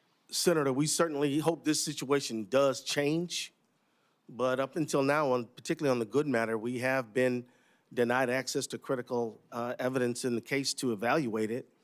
Information like the car, the gun, shell casings, other critical information needed to complete an evaluation and an investigation we simply haven't had access to. We hope this changes. And you mentioned the presence of Tom Homeland. I can tell you that with Secretary Noem and with Mr. Bovino, we didn't have any engagement at all. Perhaps now, with somebody who has experience of their own in law enforcement, we can make some progress. I'm hopeful, but up until now, the situation is, as you described, we've been denied access to critical information. We need to complete an investigation. And the denial of information raises the issue of what is happening to that evidence. We know, having tried cases, that presenting it in court involves establishing a chain of custody, so as to show there was no tampering with the evidence, which is critical in crimes like the ones that allegedly were committed in the alleged murders of Preddy and Good. That kind of chain of custody, the preservation of the integrity of the evidence, is critical to any prosecution or conviction. And I'm really concerned that the failure to provide this evidence or to attest to chain of custody, in effect, amounts to a cover-up. You know, a lot of Minnesotans have used that word, Senator, and I hope that we can, my biggest hope is we can move on from here. I think everybody who's ever done police investigation, crime investigation, knows that there is a state interest and a federal interest. That's why collaboration is the norm. And I think that most people know that that information has got to be shared with everybody who has an interest in establishing truth in public safety. The fact that we haven't been doing it in this situation, I'm hoping that with the help of this committee, with the help of Mr. Holman perhaps, that we're going to get into a better place. But so far, we've been denied. And it's deeply disappointing because, as you know, anytime somebody is killed in your state, I mean, you, along its distinguished career in Connecticut, you know that leaves a massive hole in community, and to simply not investigate it, say there's nothing to see here. We've heard from the second most important official at DOJ that they're not going to investigate the Renee Good case, that they are not going to investigate at all. And I would hope that this committee would say, no, we do expect that when Minnesotans or anybody of any state is killed, particularly in connection with an officer-involved matter, that there will be an investigation. And it'll be fair, and it'll be thorough, and it'll be joint. And then whatever the results are what the results are. But the fact that they're not going to investigate, and local officials in large numbers have quit because of the conduct of the recent conduct of the DOJ, this is all deeply disturbing, and I hope we can turn the corner. I appreciate the measured and insightful tone that you are bringing and the message of hope. You've used that term a number of times. The people of Minnesota deserve hope that things will now change, and I hope that they will.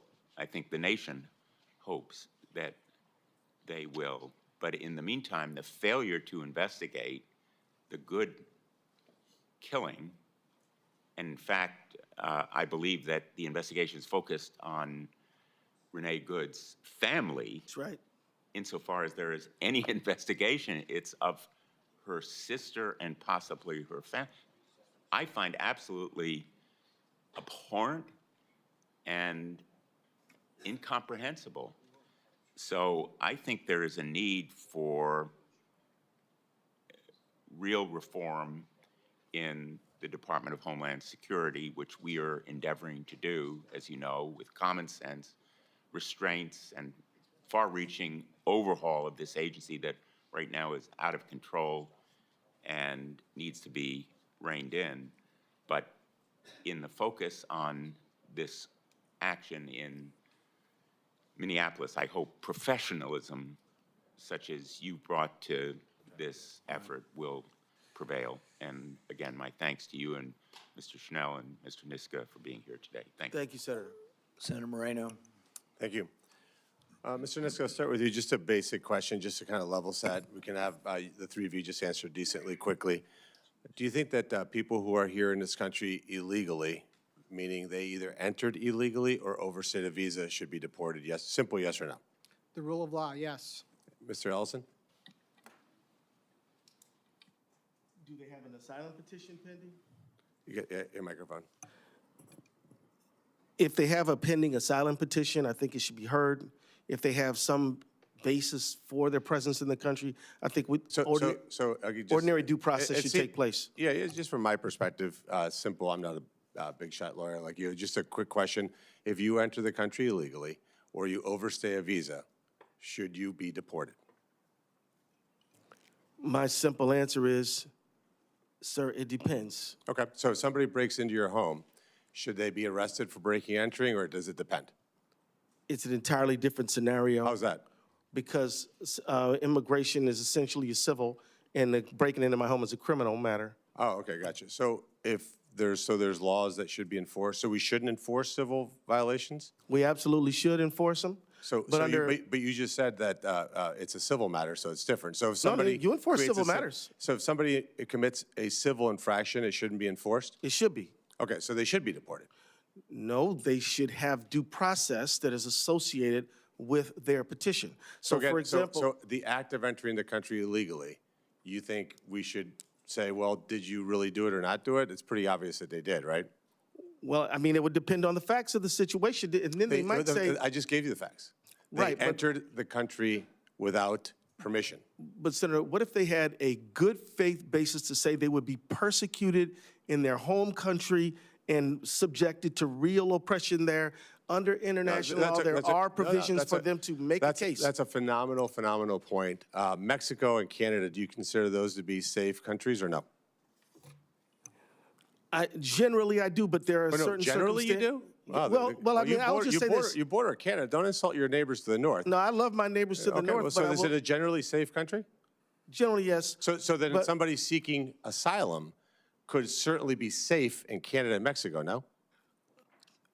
Now, so like if somebody, we do know that in Mexico, which is another country I truly admire and think is a wonderful country, but there have been cases of persecution, people who have legitimate So fear. people aren't safe in Mexico? Refugees cannot be safe in Mexico? Some might not be. And I think, and what I'm saying, maybe Senator, we shouldn't have a free trade agreement with them then.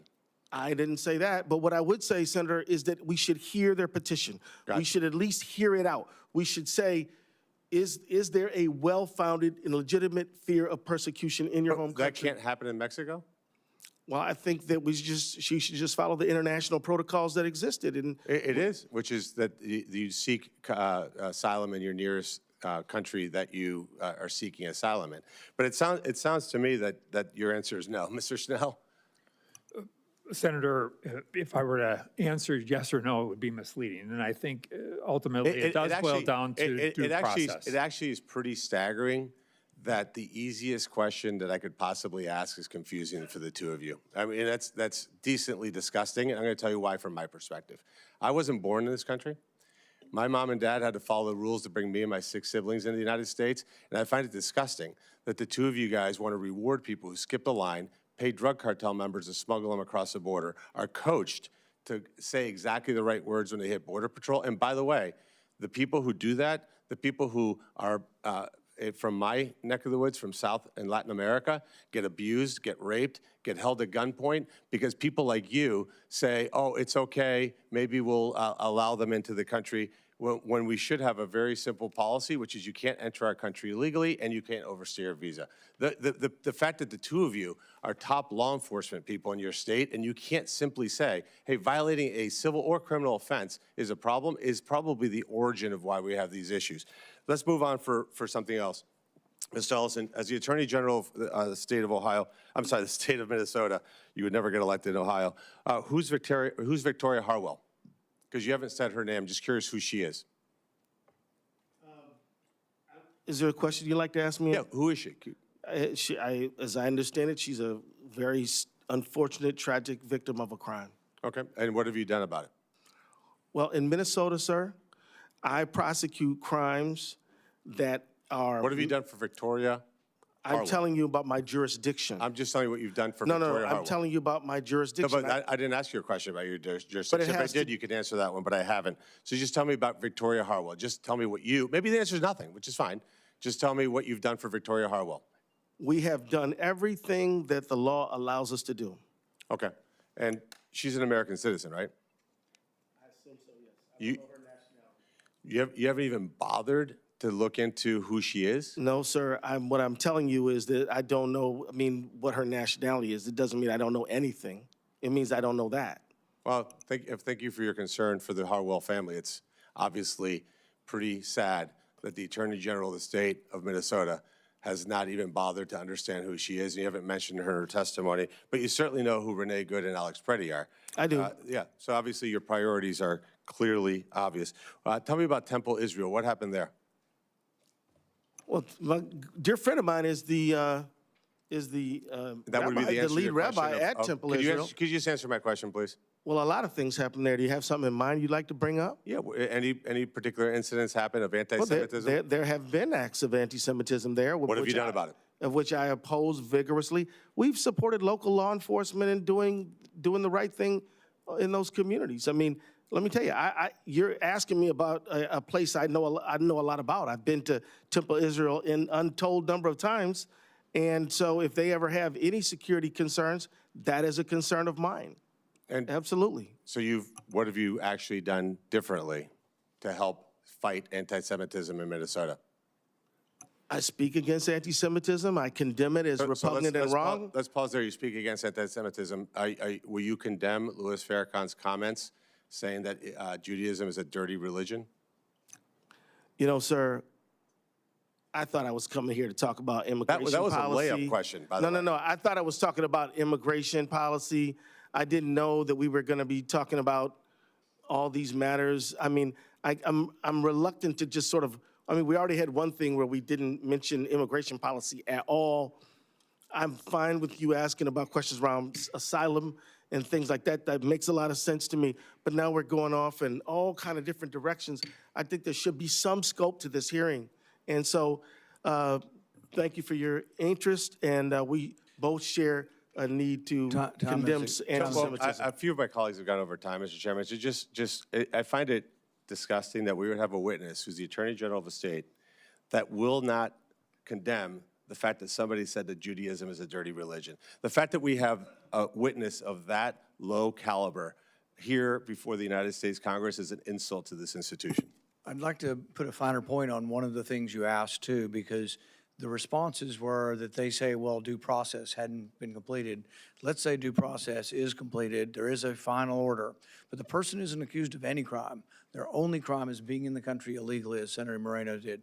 Mr. Schnell, would you advise the Minneapolis police to assist in a final order? Their only crime is that they're in the country illegally. Senator, if there is a judicial order, absolutely, we should comply. Attorney General Ellison. Certainly. Okay, see, I think that's unclear, not maybe from Mr. Schnell's point of view, but I think from the edicts and things coming down, I don't think it is clear. People have the feeling that you don't want any cooperation with ICE on someone who's here in the country illegally. So I think as we look at this, if we only say, if we're Democrats and we only say, oh, it's ICE, ICE, ICE, and we don't say, well, that the cooperation had anything to do with it, and I'm not saying it justifies any kind of bad behavior, but I really haven't gotten the feeling, and I know it's been contentious, but I haven't gotten the feeling that you're willing to accept some responsibility for the lack of cooperation escalating this problem. Can I respond, Senator? Before Operation Metro Surge, ICE was operating, legally and in a cooperative way in the state of Minnesota. People may not like the way they were operating, but they were operating legally and with cooperation. It is this dramatic escalation that has caused so much problem. And so you're recommending that I try to be more clear. I will certainly take that to heart, sir, but this surge is, in fact, a very serious issue. And it's not without criticism. I'm just saying that there is the sense in the country and in Minnesota that you wouldn't want, that you're so opposed to deporting someone just for deporting them that you don't want anybody to enforce it, that you don't want the police to be involved with this. And so I think it is necessary, if you do believe the police should cooperate, to say publicly the police of Minneapolis will cooperate, and it's going to be the way we're going to get to less ICE here, by having 10 police officers go with one ICE agent to arrest people, but that you're for that. And I can't tell you what to say. I'm just saying I want less tensions. I don't want more people to be, unjustifiably injured or killed. So it's a thought. And I'm sorry I interrupted Senator Ernst. Thank you, Mr. Chair, and thanks to all of our witnesses for being here today to testify on government oversight. So while I won't be focusing on ICE and all of those issues, those are significant issues, I do focus on a lot of issues that come down to fraud within the federal government. So again, want to thank you all for being here. Really appreciate your time. So I'll set the stage. We have a lot of families like mine that live in Iowa, Minnesota. I come from a blue-collar working family, a farm family. My parents farmed, they worked very hard. Their parents ahead of them worked very hard to get where we are today. I'm very privileged to sit in this seat today. My sister works for a trucking company. She and her husband farm. My brother is a blue-collar labor union worker for the railroad. Every one of their tax dollars needs to be protected because they work darn hard in all types of weather. They work outside. They don't have the privilege of sitting in a cushy office working 9 to 5. But what we have found in the federal government through years and years of the work that I have done on oversight is that 1 out of every $10 that Americans send to the federal government is squandered away and lost in fraud. 1 out of every $10. So there's no time to waste in giving Americans peace of mind about how we use their hard-earned dollars. We have seen examples like the Quality Leering Center in Minnesota recently, but this is happening in every single state. It's not just Minnesota, it is every single state.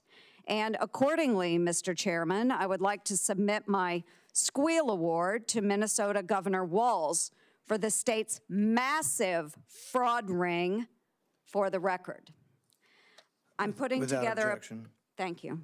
I'm putting together a package of pragmatic, bipartisan proposals because I have friends on the other side of the aisle that see this as a massive scam against the American public.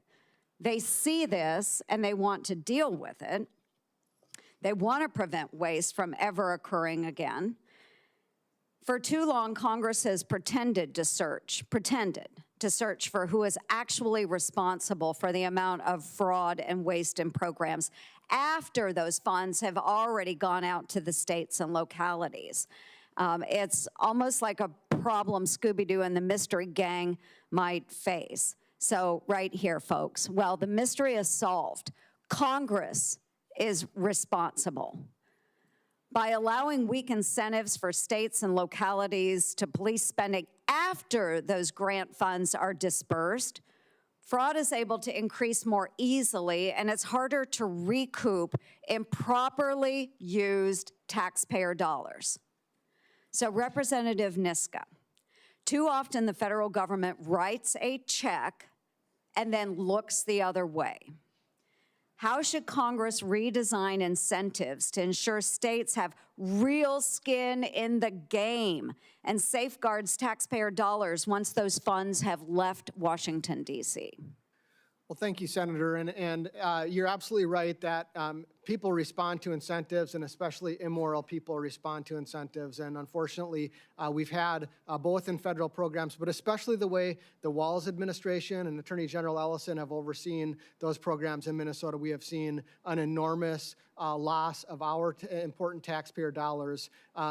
We should be tightening up eligibility requirements, making sure that states and local governments are actually going out and checking on whether meals are being served. The Feeding Our Future fraud scandal that we heard about was a situation where there were sites that were supposedly feeding kids where nobody could have fed them. And if Minnesota officials, including Attorney General Ellison's office, which was involved in litigation at that time, had just gone out and checked, they would have been able to find those problems. The problem is that Attorney General Ellison has fought to cover up the records from closed investigative files. He's fought in the courts and the legislature to amend our sunshine law so that he doesn't have to disclose what happened in those investigations, and that needs to change as well. But absolutely, the federal government needs to be overseeing our taxpayer dollars and making sure that states who are administering those programs are doing it better than Minnesota has done. It's been a complete failure. Yes, thank you. And Attorney General Ellison, under your watch, unfortunately, Minnesota has achieved the largest COVID fraud scheme in American history.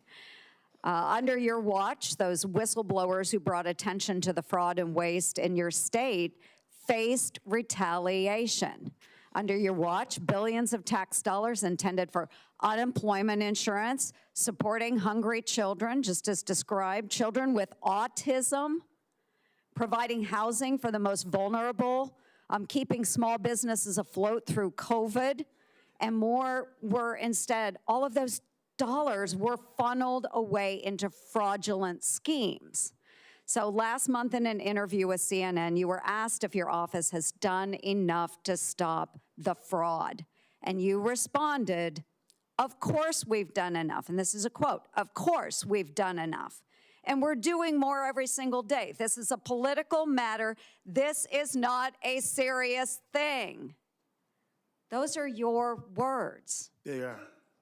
How do I go back to my hardworking brother and my hardworking sister and every other American who's going out there and then sending their taxpayer dollars to Washington, D.C., only to have it squandered away in fraud? How do we respond to them? And how do we recoup those dollars from these programs that Minnesota should have been overseeing? Senator Ernst, thank you. I really do believe that you're sincerely, earnestly trying to look out for taxpayer dollars. And I'm here to tell you that, of course, we're here to hold people accountable who commit fraud. I've prosecuted and convicted over 300 people since I've been the AG for Medicaid fraud. So I'm with you when you're trying to protect the public dollar. What I was saying in that interview is that rather than coming together on a bipartisan basis to stop fraud, the matter has been turned into a political football, which I bet you probably would agree it shouldn't be. We should come together to protect the public dollar, and it shouldn't be somebody's campaign ad. What we should do is do it together. So what are we doing? First of all, you should know that I can only prosecute crimes that the county attorney gives me or that the governor assigns me. I do not have authority to just prosecute anybody I want. Yes, and I am over time. Okay, Thank you for that. But let's what talk. we need. I'm here to help. I'm here to work with you. What we need is your governor then to step up to the plate, and any crime that needs to be prosecuted, it needs to be done. The American taxpayer is tired of their dollars being funneled out of their pockets into scammers' pockets. I think you're right. Senator Moody. Thank you. Thank you, Mr. Chairman, for holding this hearing. Thank you for the witnesses for being here today. I think this is one of the most pressing issues facing our country, and it is the most pressing issue facing our country because of what we saw over the last 4 years. On a conservative estimate under the last administration, 11 million people flooded, I would argue, were pushed into our country, sometimes done on a quota system under the Biden administration. Some estimates have it up to 20 million. Many of those didn't even come through checkpoints. They just came across without any sort of checking in, without any sort of claiming, without any sort of process, and many, many, many of those had criminal histories before they even got here. And I know this was a hard question to answer, but it should be an easy one. Mr. Ellison, you are the Attorney General of the state of Minnesota.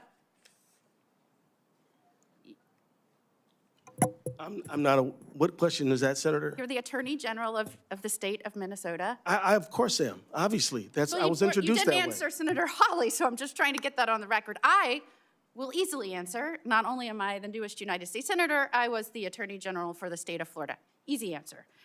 We'll start there. So I'm going to take us back to 2021 when Biden reversed precedent of Democrat and Republican presidents going back in modern history and changed whether or not they were going to deport people here illegally that had committed felonies. Do you remember when that executive order came out where they said very specifically they were changing whether or not they would be deporting people here illegally committing felonies? Do you remember that? I cannot say I have a tight recollection of that. I remember it because I was the Attorney General, which is often referred to as the top cop or the top law enforcement official or prosecutor in a state. I remember it because I was desperately getting calls from sheriffs around my state saying, I have somebody in here for burglary or drug trafficking, whatever. They are canceling detainers. Do you remember anybody coming to you and saying they're canceling detainers?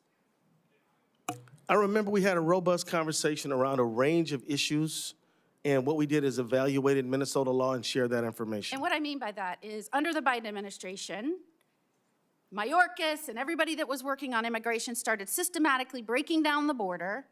And not only that, which allowed for the 11 million to 20 million people to come in, not only that, they started telling law enforcement officials around the nation that had in their custody people here illegally committing crimes, don't hold them anymore. We're going to abandon precedent that used to be done under Democratic and Republican presidential administrations, and we're going to stop holding people here illegally committing crimes. Don't detain them because that's not our policy anymore.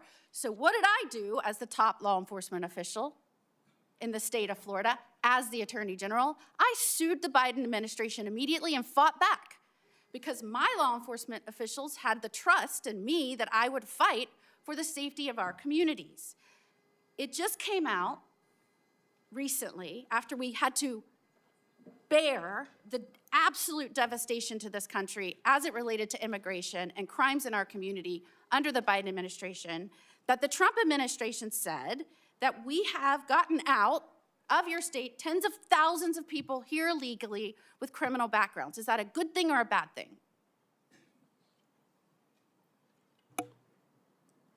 I'm sorry, are you asking me if committing crimes is a bad thing? The answer is yes. Trump administration said they have removed from your state 10,000 people that were here illegally that had criminal backgrounds. Is that a good thing or a bad thing? If you're asking me are you asking me to rely on what the Trump administration has said? Assume it is true, because I think you're going to debate me on this. They have removed tens of thousands of people across the country that are here illegally, that have committed crimes. They have a criminal background. Is that a good thing or a bad thing? I agree with the general premise that we should remove the worst of the worst who are not authorized to be in the United States who commit crimes. Okay, so if they're here illegally and they've committed burglary, should they be removed? What was that? Ma'am, I think you said yes, I just couldn't hear you. Ma'am, look, I think I answered your question. You didn't. I'm asking you now. If you're asking me This is a if simple somebody, question as the if top somebody cop of commits Minnesota. a crime, If someone somebody burglarizes someone commits a home crime, and they're here illegally, should they be deported? if somebody This is not commits a trick felony question. offense, I mean, but it's. Okay, let me make it simple. If it's- they are drug trafficking and they are in Minnesota and they're here illegally, should they be deported? Have they been convicted? Let's assume they've been convicted. Yeah. Okay.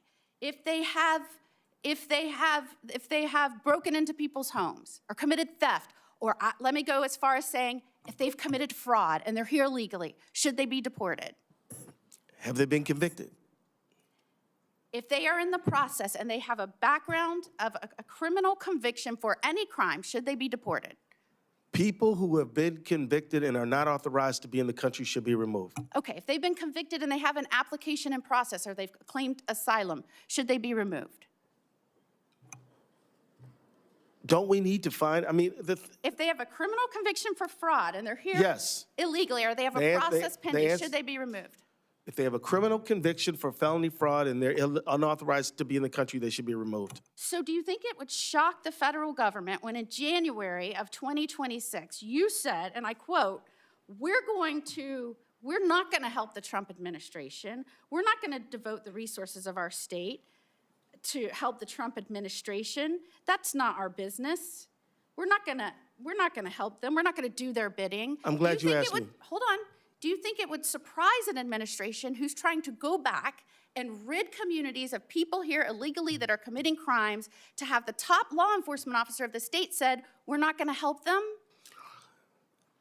So, Senator, here's the thing. The federal government is a government of limited and enumerated powers, among them immigration enforcement. Do you think you should help remove people here illegally that have committed crimes? Should you help the administration? We should obey Minnesota and federal law. That's what we should do. Does it surprise you that you said you think you have 7 counties that have entered into 287G? Out of 87 counties, 7. Would it surprise you that Florida has every one of our counties signed up to help the administration rid our communities of those that are here illegally committing crimes? It would neither surprise me or not surprise me. Does it surprise you that states you're are having different. all of these problems in Minnesota because you have a top cop that won't help rid its community of those here illegally committing crimes? You know what? It's a tale of 2 states, a tale of 2 attorney generals, and how this is all playing out. It should surprise no one in this country. And in fact, let me go a step further. It should surprise no one in this country that the problems that we have had in your state as a result of a top cop not working with law enforcement to make its community safe and rid people here committing crimes, that you're seeing what has played out. And let me just say one more. that's actually wrong. That's actually quite wrong. You cannot have an attorney general certainly disagree with that. post pictures supporting Antifa with an expectation you are going to have a civilized, stable, safe community that works with federal law enforcement to deport criminals here illegally committing crime. That is a joke. And it is also the reason why you have a crisis in law enforcement ranks. You have such a high vacancy rate in your state because no one that wears a badge and does these dangerous jobs believes that their top cop supports them. And as the wife of a law enforcement officer, I think that is a shame, and your state deserves better. Senator, I thought we were going to have a real conversation. I'd be happy to have one, but now I know that you don't really want one, so congratulations on Time your has theater. expired. With that, this concludes our first panel. I'd like to thank our witnesses for participating in today's hearing. We will now transition to our second panel momentarily. So we're going to use the same order? Do you have the second? We'll get you. Okay.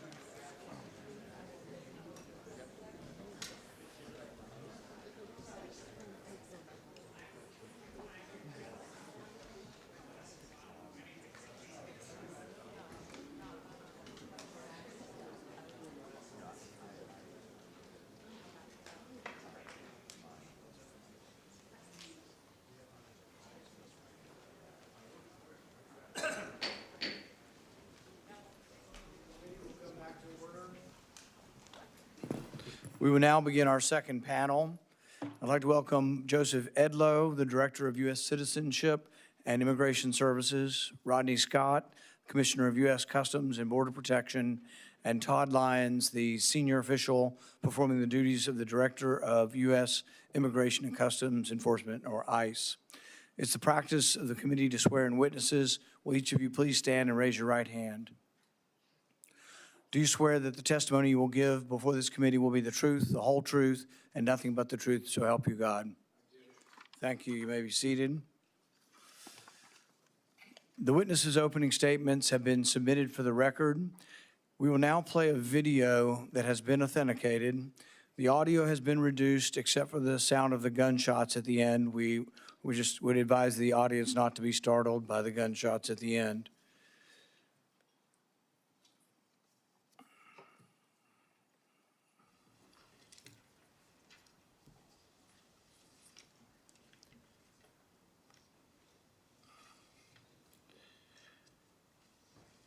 Society grants the use of lethal force to various police agencies, but that grant is not carte blanche.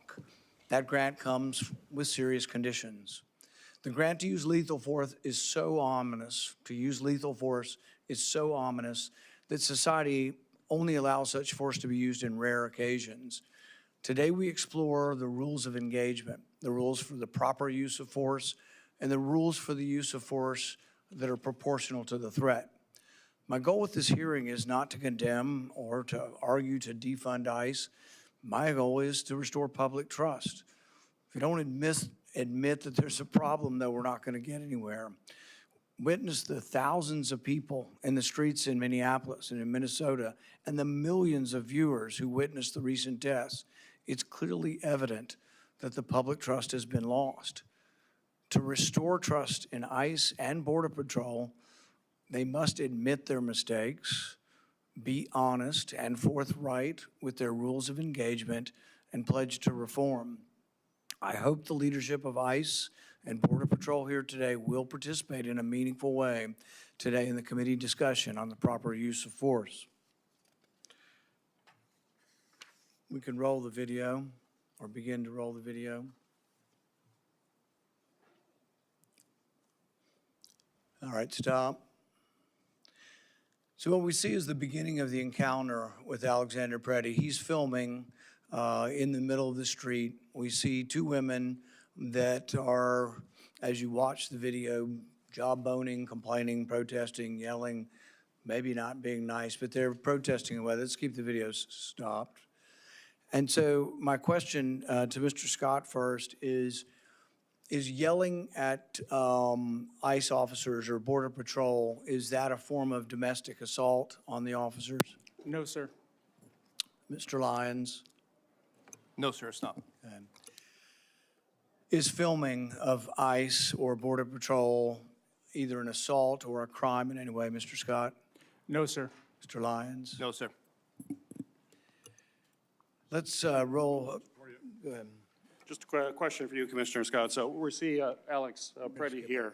I think it went for a little further. But he is just holding a phone here. Is that correct? Is that what you're seeing, like the rest of us? He's not on the screen at the moment, but that is what I've seen in that video up to that point. So, okay, good. Just want to be clear. He's only holding a phone.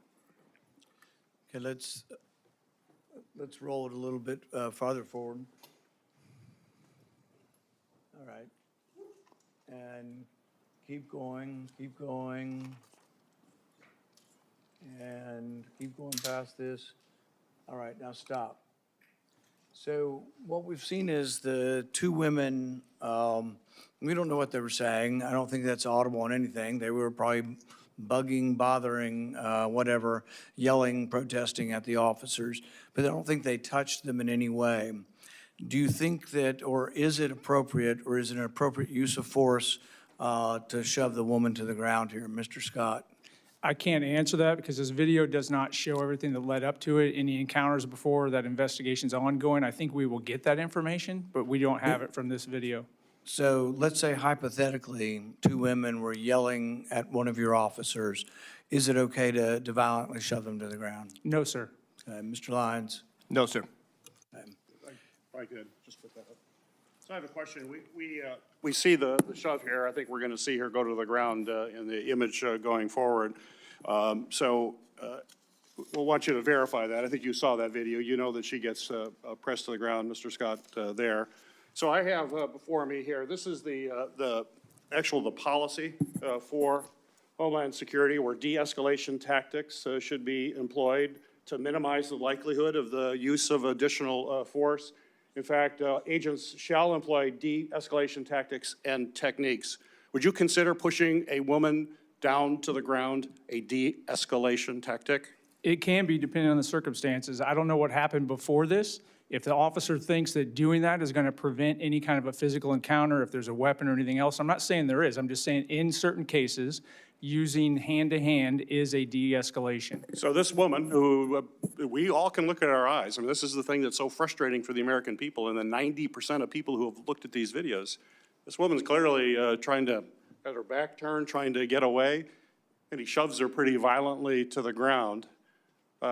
Just looking at that, would you think that that's not de-escalation, or are you just saying you can't answer that? No, I'm not justifying that action. I'm saying I don't have enough information in front of me to say it is or is not, because I don't know what happened before this video. I think what's important about the encounter isn't even the specifics of the investigation. It's about what are your officers trained to do. So your officers are watching it. Some of them are here in the audience. Hopefully some are watching at home. And they need to know. They need a explicit. So there were people who said, and they were part of the government, I don't think they were interviewed, but part of DHS and part of the administration said that, yes, the officers were using de-escalation tactics. Nobody believes that, all right? No one. I'm just going to stipulate that. I don't even need your opinion on that. No one in America believes shoving that woman's head in the face in the snow was de-escalation. But your officers need to know they had a verbal encounter with them. She did not place her hands on the officers. She wasn't trying to get their weapon. It's not great. I mean, I don't like to see these encounters either. But is it appropriate for the officers to respond to a verbal barrage of words or whatever? Is it proper to physically throw a woman down or to throw anyone down? If the only action is verbal, no. Okay, that's what I want to hear. Yes. Correct, sir. Same answer. All right. Do you have another point on this before we move on? Let's move on a little further. Okay, and so here at this point, she's on the ground, and this to me looks not like an offensive maneuver. It looks like a defensive maneuver, holding his phone, holding his hand up to be sprayed.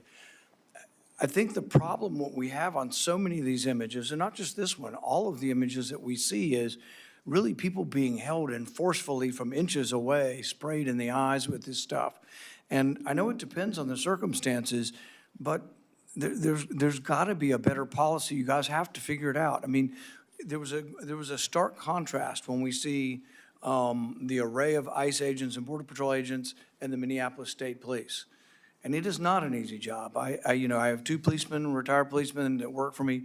Being a policeman is not an easy job. Being an ICE agent is not an easy job. Being a Border Patrol.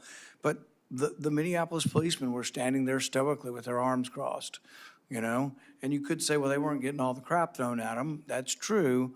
But they also weren't launching tear gas back at, and grenade launchers of pepper spray. So what is the policy, first, Mr. Scott, for how we use pepper spray, and not we, how the agent's supposed to use pepper spray and when? In this case, they should be using it when there's active resistance or when they're trying to de-escalate to prevent using some other type of a weapon or a tool. Right. I guess why don't we move forward go ahead. So I just want to be clear, because we all want to know that we're all seeing the same thing, because this is the question. This is what the questions that the American people have, because they've been hearing a lot from the administration, especially early on, and their eyes tell them something completely different. So what we just saw here is that we saw an agent pepper spray Mr. Petty at a close range. Is that correct? Everybody saw that, Mr. Correct. Mr. Scott? It was at a close range. He still just had a phone in his hand, and he puts his hand up to basically protect his face from being sprayed. Is that what you see? Is there something we're missing here? I would have to watch the video again for that last statement. Can we do that? Just look at it real quick. Yeah, we can go back and show last 20 seconds again. Go back 20 seconds. Right here.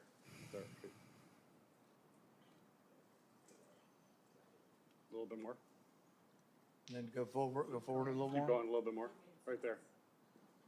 So what we saw is that the agent grabbed him, grabbed him, pulled away with a spray, and he's putting up his hand like, oh my God, you're gonna spray me in the face. Right. And see, the thing is that we've got more than one problem here. I think that, I understand you not wanting to make conclusions yet, but nobody believes you're gonna, because you made conclusions immediately, not you, but people within the government made conclusions immediately that he was a terrorist and an assassin, that people aren't believing that it's gonna be an honest investigation. It's also been quite a while. And I'm one who, I am very pro-law enforcement. I don't think, as terrible as this is, it's something that's a crime. I think it's terrible police work. But there has to ultimately be repercussions. I think he is retreating at every moment. He's trying to get away, and he's being sprayed in the face. I don't think that's de-escalatory. That's an escalatory thing. So while pepper gas, you might have a theory of how it might be a de-escalation, in this case, without a question, it is. But I can tell you, if we come back with a result, and people say we looked at it, nobody's to blame for anything, and there are no changes, I think it destroys the trust in ICE. You want trust in ICE and Border Patrol agents, we've got to restore that. And it doesn't mean that we have to do something inappropriate to these agents, but some of the stuff's inexcusable. I mean, and it's going to take, it's going to take conclusions that are going to come forward. But right now, I don't know that the American public, believes that there can be an honest assessment. Who is doing the investigation? So multiple agencies are doing an investigation. The FBI is involved, FBI Civil Rights are involved, ICE is involved, and CBP's Office of Professional Responsibility is involved. CBP's specific role is to preserve the evidence and really focus on what you're talking about, the administrative aspects of it and the training aspects to make sure that we are constantly getting better and better. The criminal aspects are FBI. But there's a lot of other video, there's body cam video that's all being looked at, and until all that evidence is evaluated, I can't jump to a conclusion on either direction. I would ask America to do the same thing. But I am committed to transparency, to making sure all the information we have is made public when it's appropriate. So you will release the officers' cameras? Yes. Let's roll forward.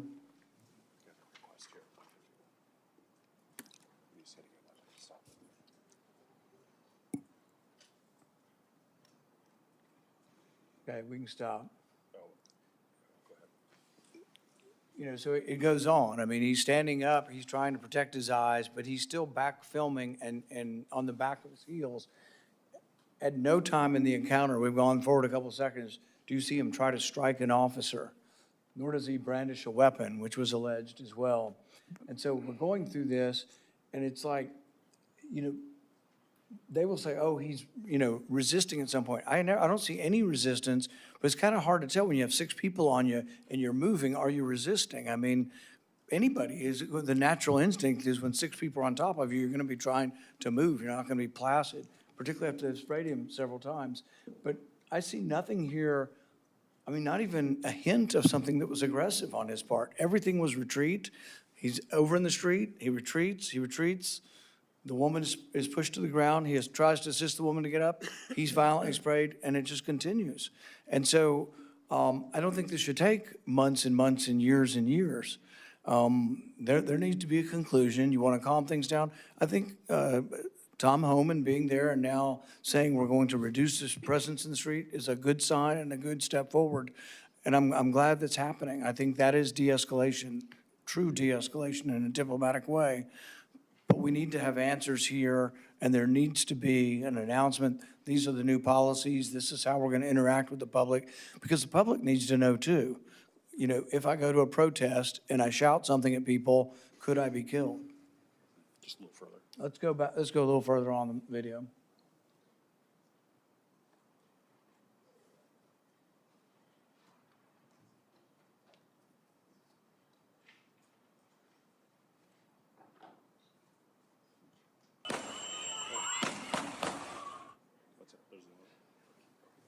We're going to keep going. Where's it that he gets hit?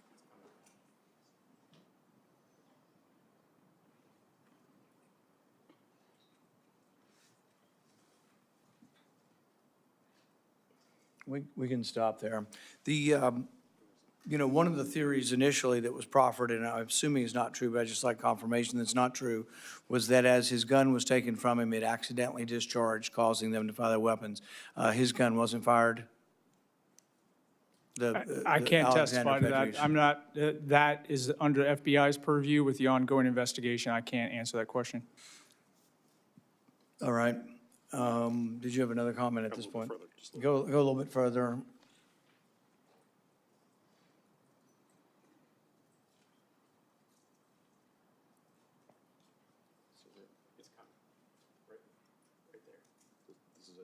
Move it a little bit further, a little bit. Go just Right there, right, stop.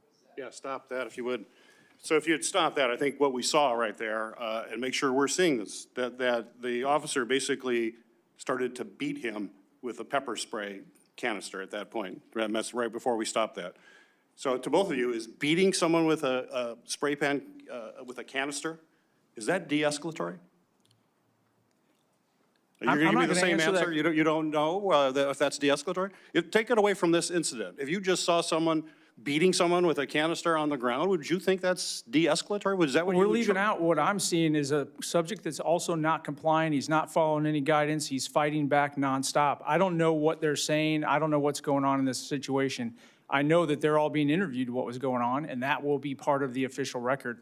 But I can't answer whether that's appropriate or not. It depends on what a reasonable officer saw at that time. So is that part of training? Do you train officers to beat somebody with a canister? If there are only several officers holding someone down, then if you really want to. Mr. Chairman, can I ask just a process question here?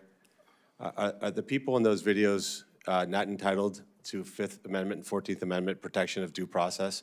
It seems to me that if we get to a place in time in America where we have a video that is the entirety of what is guilt or not guilt, puts us in a very, very bad situation. I don't think anybody's assessing. Well, I think that's what you're saying. No, you're asking for conclusions. No, we're asking for conclusions for what is the proper use of force for all agents. But you're asking specific questions about a video. And the answers have been generic answers. We haven't gotten As any they should answers be. from- As they should be, by the way. And And I just want to point out that these American citizens who are entitled to Fifth and 14th Amendment protections, and for us to make certain that we keep that in mind as we ask these conclusive questions.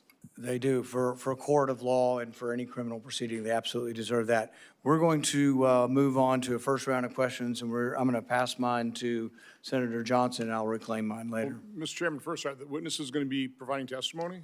They've been taken for the record. They've been taken for the record. They gave the same public testimony yesterday. Oh, I wanted to hear from them. Okay.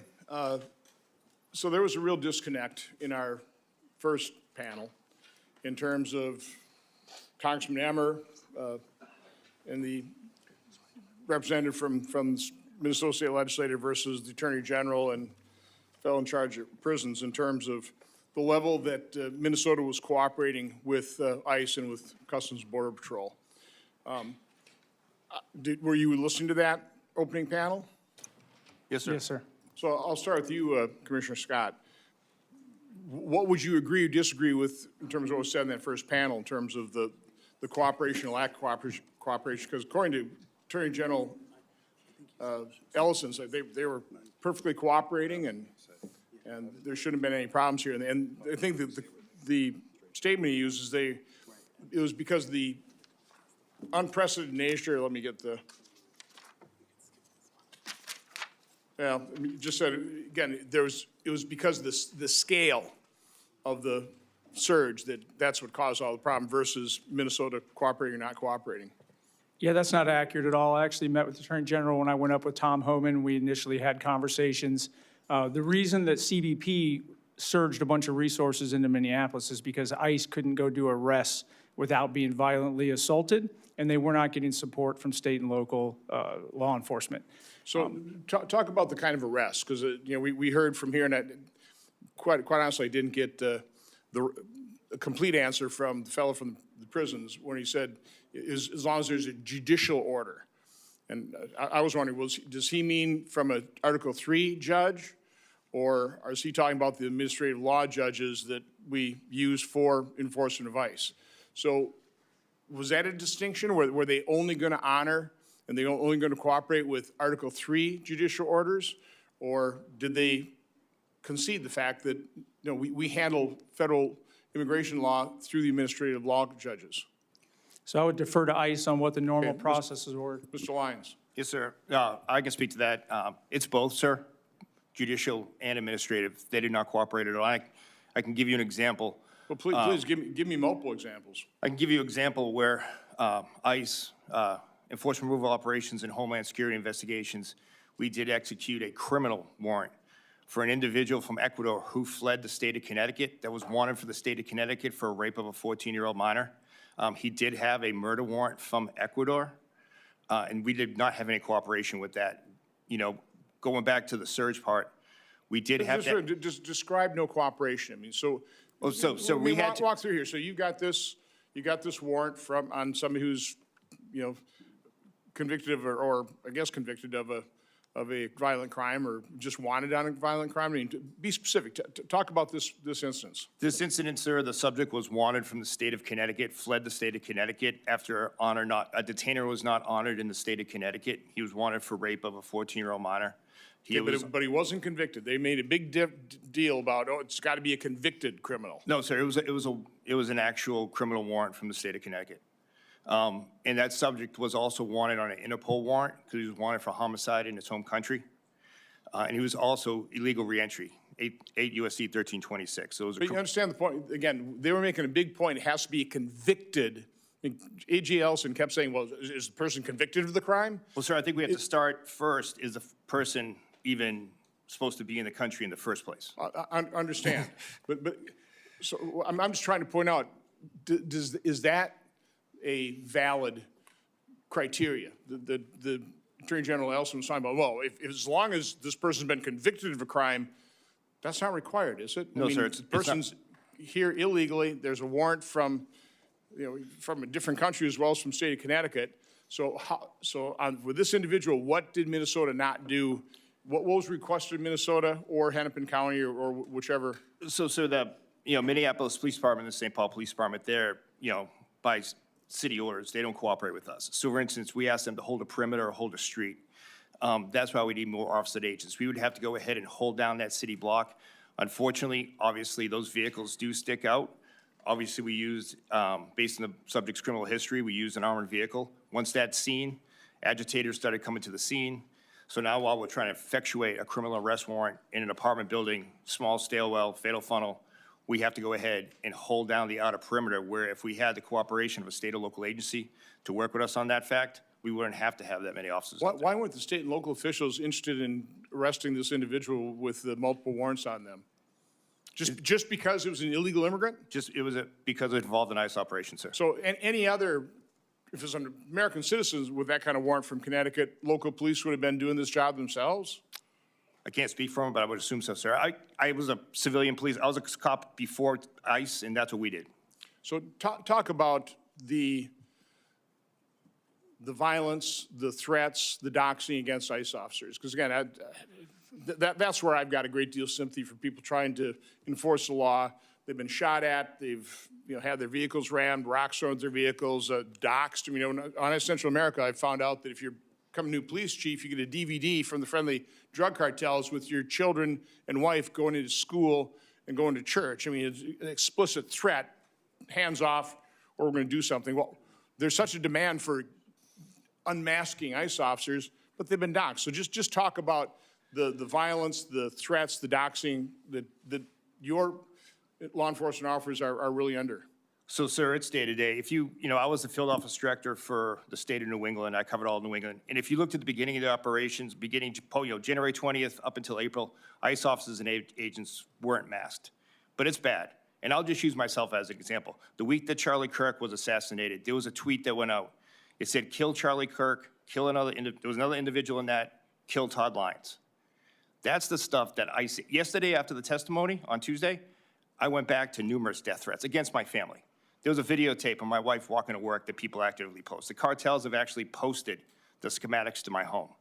ICE agents feel that every day. We actually did an operation with the Secret Service where we identified doxers who put up on telephone poles the home addresses and the schools where ICE officers and agents went to. But yet no one covered that operation. We covered that as a success. And I don't want my officers masked. I would work with this committee and any committee to work with holding individuals accountable that dox ICE agents, because ICE agents don't want to be masked. They're honorable men and women, but the threats against their family are real. Okay, thank you. Senator Peters. So we just watched on the video of previously American citizens that were basically being manhandled and pushed and hit and beaten with canisters. We didn't see on the video, but 95% of them, or 90+% of Americans who have seen that video, also shot, Alex Preddy shot 10 times while laying face down in the back by law enforcement officers. And we also know he was basically just holding a phone, being manhandled and shot 10 times. So I just want to confirm with you, filming federal officers on a public street is not illegal, is it, Mr. Scott, Mr. Lyons? Correct. No, sir. He did not, at least looking at the video, all of us who've watched the video, he did not attempt to harm law enforcement. No appearance of that, is that correct? I don't know what happened once he was on the ground, sir. When he was laying face down with several people With a on top weapon of in him? his Is that- waistband initially. And I'm not trying to make excuses. I'm just saying I can't jump to that conclusion because I don't know what happened on the ground. That's why there's an investigation still ongoing. Standing up, I would agree with what you just said. Okay, so when he's on the ground with a bunch of officers on top of him, after he's been hit with a canister, he was somehow still possibly harmed to law enforcement, you're saying? It's possible? That's happened thousands of times, yes. And Okay, Mr. Lyons, really? You saw him, that is a possible threat? Sir, from the, that wasn't an ICE operation, that was a CBP operation. I get it, but you're a highly trained professional. Yes, sir. No, obviously, there's not enough evidence to speak to, but that's the best thing about this is the fact that I can speak for ICE, Office of Professional Responsibility, as well as CBPs, that they're the same, that we have to have a full investigation, and it has to Okay, come out. okay. We have to base that training on that. So you have to have a full investigation. What everybody saw in the video, there might be some extenuating circumstances. We just don't know, but the video is very clear. And yet we had the Trump administration claim that he was attempting to inflict mass casualties. You're gonna have to explain how you had that come to that, how the Trump administration came to that conclusion when you can't even come to the conclusion that he may have been resisting when he was laying flat on his back with being beaten. How did they come to the fact that he was going to have those mass casualties? And then, quote, Secretary Noem said he was committing, quote, an act of domestic terrorism. What you saw in the video, is that what you train your officers, someone laying on the ground, that's an act of domestic terrorism? Commissioner Scott and Acting Lyons, did you provide Secretary Noem with an assessment of what Mr. Preddy was engaged in and that he was engaged in domestic terrorism? Is that why she said that, is because you told her? That was your belief at that time, even though you need an awful lot of investigation now to know exactly what happened. Are you the ones that told her that? no, sir. No, sir. Did anyone who reports to either of you provide this assessment to Secretary Noem that this was mass casualty, or he was attempting to inflict mass casualties and domestic terrorism? Did someone in your staff tell her that? Not to my knowledge, sir. No, So sir. why would Secretary Noem, why would she tell the public that this was an act of domestic terrorism when, right in the heat of the moment? How would she possibly come to that kind of conclusion to tell the American public that when they're watching this video? I can't speculate on what someone else would say or why, sir. Mr. Lyons? Sir, I can't speculate to what the secretary thought at that time, sir. So it seems to me a really big question, which means that we have to have Secretary Noem here. She deserves it to the American people deserve to have the secretary, the person who is responsible to, you are responsible to, and all the men and women ICE answer to her. She needs to be before this committee. She ducks coming out in public and talking and hasn't accepted prior invitations to come to this committee. I would hope the chairman would invite her, because this is an important question. How could you come to those conclusions, those narratives, before any evidence was there, even after all that's happened since then? You two are telling me you don't have enough evidence, even though it looks so clear on the video. It should have looked really clear to her if she looked at the video, if she had it that close. A lot of this got posted pretty quickly. How she came to those conclusions, I don't expect you to know that. You didn't provide any information to her, which makes me question it even more. If she got no information from you in the chain of command, how would you come up with that kind of narrative if the chain of command wasn't doing it? Acting Director Lyons, we have all seen multiple instances of DHS personnel jumping out of unmarked cars. They will have weapons drawn. They're wearing masks. They don't have clear identification. And this, of course, immediately will escalate an encounter with the public. There's no way around it that that's not escalatory when you see that coming at you. Often these masked individuals are only wearing a sign on their vest that just says police. This is the type of vest that can be easily purchased by anyone and used to basically impersonate an officer. In fact, last year, this administration, the Trump administration's FBI released a bulletin entitled, and I'm going to put this in the record without objection, Mr. Chairman, "Criminal Actors Impersonate ICE Agents to Commit Violent Crime." Are you aware of this bulletin put out by the FBI? Yes, sir. Mr. Scott? Yes, sir. So I'll put this in the record if I may, Mr. Chairman. So given this, the FBI is warning people that criminals are impersonating immigration officers. My question to you is, how can you expect any U.S. citizen to follow orders from an unidentified masked man surrounding them, given we know there are these impersonators out there that are, according to the FBI, committing a lot of crime because they're terrified. They don't know what's going on. They don't know who these people are, or they falsely believe they're a federal agent, and they aren't. They're a violent criminal.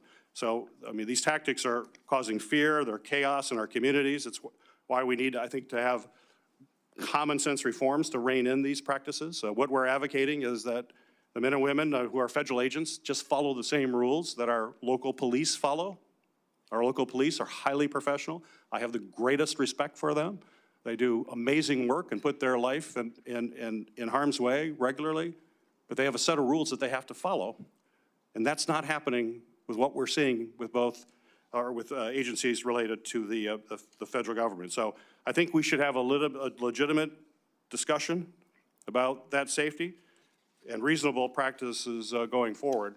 And I would hope that you would support that. Just in general, do you think that you should follow the same rules of those followed by local police in our communities? Is that reasonable, Mr. Scott? I believe you're talking about uniform standards. In CVP, we do. You have to have a name tag. It has to be clearly identified. There are times we've made exceptions on the name tag, and we used a different identifier, but it was an individual identifier so people knew who they were. And all of our agents and officers have to carry their credentials with them and their real badge with them. So all across the board, there are a wide range. We put together a proposal of a wide range of practices that have been adopted by police organizations all across the United States of America. Would you feel comfortable abiding by the same kind of regulations and guidelines that local police follow on a whole host of issues? I would look at those. I believe that very different law enforcement organizations have different considerations, but the general concepts, yes, and I think we do currently follow. Mr. Lyons? Yes, sir, I'm open to that, but one thing I'm also open to too, sir, is looking for the help from this committee and other elected officials, not only to help us bring down the rhetoric, but help us to hold those people accountable that are threatening ICE officers and agents. I think to dispel the fear of the men and women of ICE, that'd be huge. That would be a real step going. As we've looked at the complaints, and Senator Peters has brought this up, one of the things from a lot of the different videos that are out there is the complaint that the officers are quick on the draw. Basically, they're drawing weapons. I know there are rules for the police drawing weapons.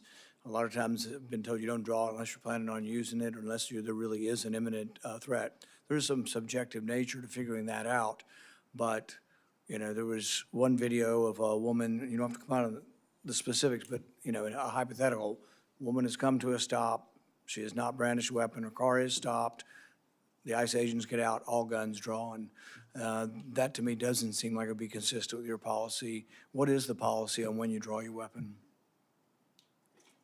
Each of you, Mr. Scott first. Within CBP, when the officer feels there's a threat, but in this specific, like the scenario you outlined, and not that specific, but with the vehicle can and is often used as a weapon. When we train to do felony stops, basically the officers, when they stop that vehicle, they're trained to have their weapons out and ready because they're stopping a felony. So it's not that simple that you have to wait until you see a weapon. Sometimes it's literally that officer presence to keep the situation under control.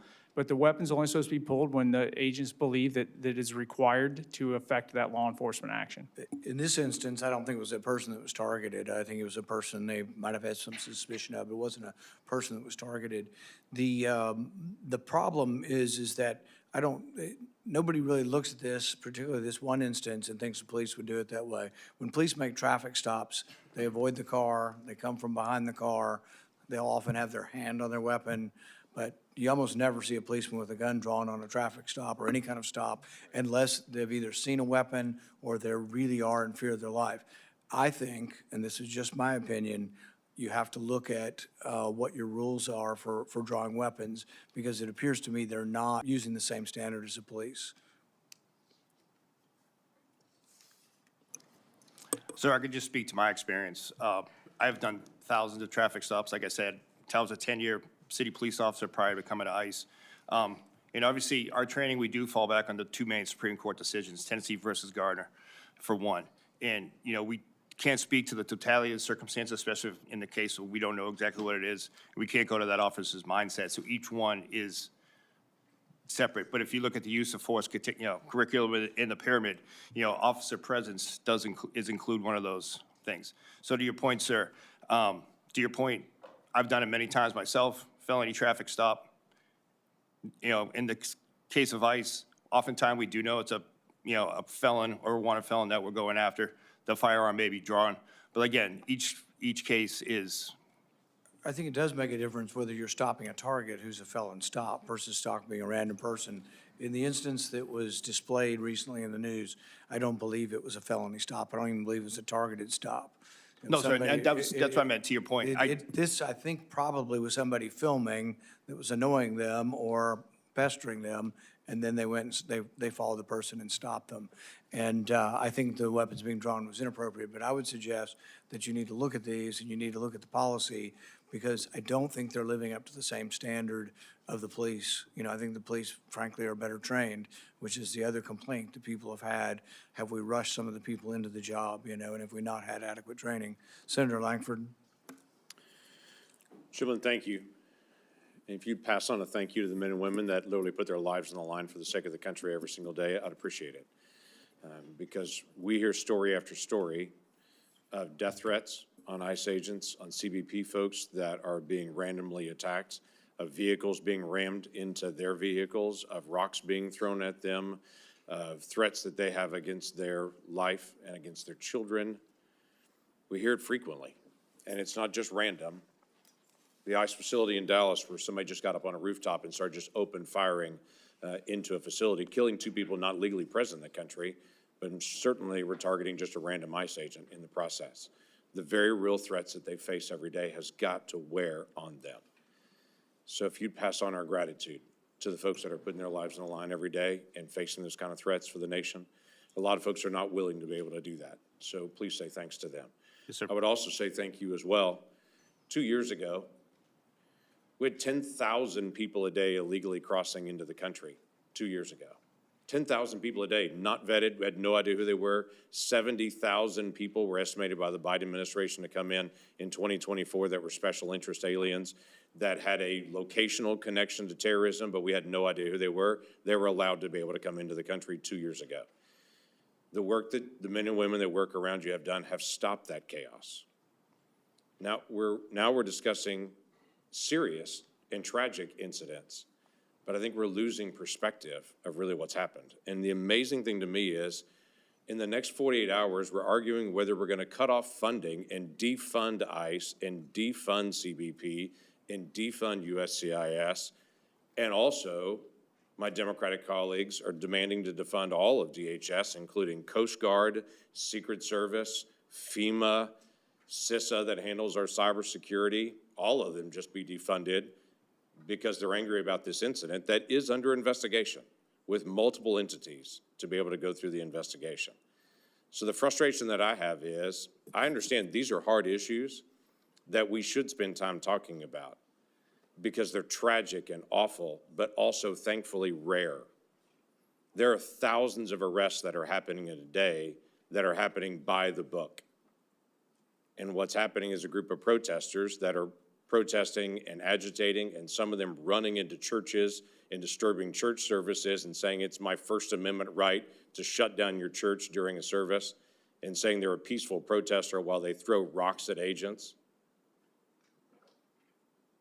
It just gets old, I'm sure, for a lot of those agents that are trying to do their job, because the few incidents, and they are few, thankfully, get highlighted, and the thousands of arrests and the 70% of the arrests that have been picked up that are criminal aliens that are being removed from our country, very few people are stopping to be able to say thanks to. So I just want to make it clear what's actually happening. So I do want to drill down on a couple of things. This issue came up about final order of removal. What percentage of folks that actually have a detainer put on them nationwide or that are in removal processes have a final order of removal? Does anyone know that number, that percentage? No, sir, not the percentage. I can give you what we're tracking right now is about 1.6 million final orders in the United States, with approximately 800,000 of those having criminal convictions. Correct. Of those folks, there's this debate against the final order of removal and whether they should be honored in detainers in states like Minnesota, or what that actually looks like. As my colleague, Senator Johnson, was saying, the Attorney General kept saying, well, if they're convicted, then I'm going to honor it, but then came back later and said if there's a final order of removal. It's my understanding that the vast majority of these folks that are being removed have a final order of removal on them already through a court. Yes, sir, through an immigration judge with the Department of Justice, separate from Immigration and Customs Enforcement. So I do want to talk about the Minnesota whole tragic incident and where we are on things. There have been operations in Memphis and in New Orleans and in North Carolina and multiple other places where there weren't incidents like this.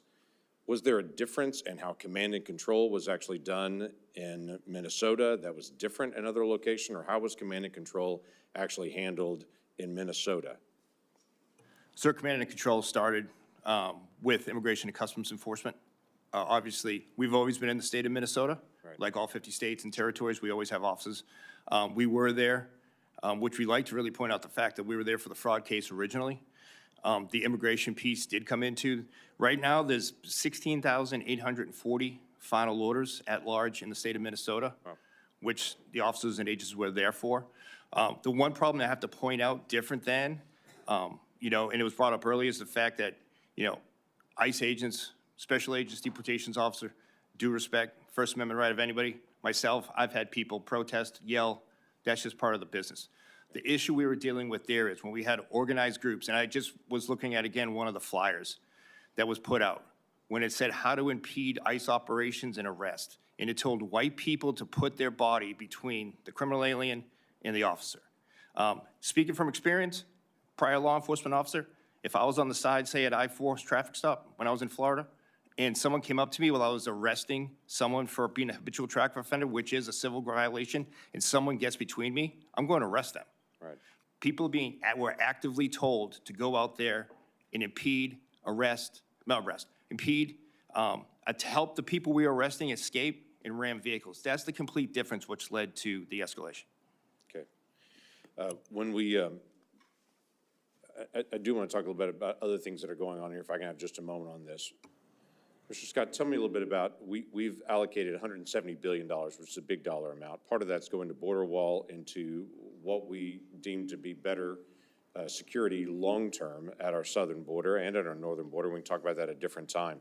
What is happening right now with construction on the southern border? Those dollars have been allocated. We don't have a report yet. What's actually going on? Thank you. Yep, we're building the new smart border wall at a record pace. There's about 35.9 miles of actual barrier that we've installed just since January. That's a combination of waterborne and the actual border wall, but there's 30 miles of new actual border wall. About 2 miles a week are currently being built. That will be ramped up dramatically as many of these contracts come on board. But I do want to take a minute to highlight, no matter what we do on the southwest border, we've learned if there's not a consequence once you get past us, the flow will never stop. So a big reason the flow slowed down is because we're actually arresting illegal aliens inside the United States and sending a message globally that we're not going to tolerate this anymore. That's why CBP that supports the interior operations to the maximum extent we possibly can. This all works together. We're also rolling out technology. It's not just the border wall. It's a smart system, new aircraft coming on. And as you know, we're hiring more agents and officers and making sure that they're trained to the highest professional standards available. Great, thank you. Senator Hassan.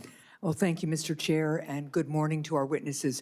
Just a brief note, even if the current funding bill stalls or is not passed that would fund the Department of Homeland Security, the department has an extraordinary amount of money at its disposal right now because it was funded during the big tax bill that my Republican colleagues passed last summer. So I just want the American people to be clear about that. Mr. Lyons, DHS officers have killed 2 American citizens in Minnesota this year. What were their names? Whose names, ma'am? Sorry. The 2 American citizens who were killed by ICE DHS officers in Minnesota, what were their names? Renee Good and Alex Preddy. Well, I'm glad to hear you say their names out loud, because so far this morning, as well as in 3 hours of testimony on Tuesday before a House committee, you failed to say their names a single time. Why? Ma'am, I didn't neglect their names. I was answering the question. And ma'am, to your point, I did give my condolences to the family and requested to meet them personally to give my condolences on behalf of the officers and agents involved. Well, Renee Good and Alex Preddy were human beings, and they're dead. Before they died, they had families and friends who loved them and were loved by. And it seems to me that too many at ICE have lost sight of the fact that they are interacting with real people, not nameless, faceless numbers or political targets. When we dehumanize our fellow human beings, that's when these kinds of tragedies happen. Now, Mr. Lyons, were Renee Good and Alex Preddy domestic terrorists? Ma'am, while that investigation's ongoing, to my knowledge, no. So to your knowledge, no. What, with the information, I can't speak to it because it's an ongoing investigation, and we will make everything transparent, which I've already committed to at the last hearing. But So in your testimony on Tuesday, you said that you don't want to comment on these ongoing investigations because you don't want to, quote, impede or, quote, bias the investigation. Is that what you said? Is that right? yes, ma'am. So Secretary Noem and Stephen Miller have called Renee Good and Alex Preddy domestic terrorists. So did Secretary Noem and Stephen Miller's comments impede or bias the investigations? Ma'am, I don't want to comment on what comments they made. That's their comments. But again, I don't want to put my finger on the scales of the investigation. It'd be too Well, presidential. I understand you don't speak for them, and I'm not asking you to. I'm asking whether having the Secretary of Homeland Security and the President's Homeland Security Advisor call the subjects of an ongoing investigation domestic terrorists, whether their doing that impedes or biases those investigations. Ma'am, again, thank you for saying that I don't represent them. I just think I can't speak But you to that. don't speak for them. Because I don't know what information was presented to them at that time. So again, I don't want to. Look, your testimony doesn't make any sense. If it would impede or bias the investigations for you to say, right now, when you know a lot more than we did right after the shootings, whether Renee Good or Alex Preddy were domestic terrorists, if you saying that today would impede or bias the investigations, then why wouldn't it impede or bias the investigations for Secretary Noem and Stephen Miller to say the same thing about the same people? Any comments that are made publicly, privately, text, email up, or Instagram post, whatever, is gonna put a bias on the information. Okay. So that is important. So I take it that you are saying that Secretary Noem and Stephen Miller were wrong to say what they said.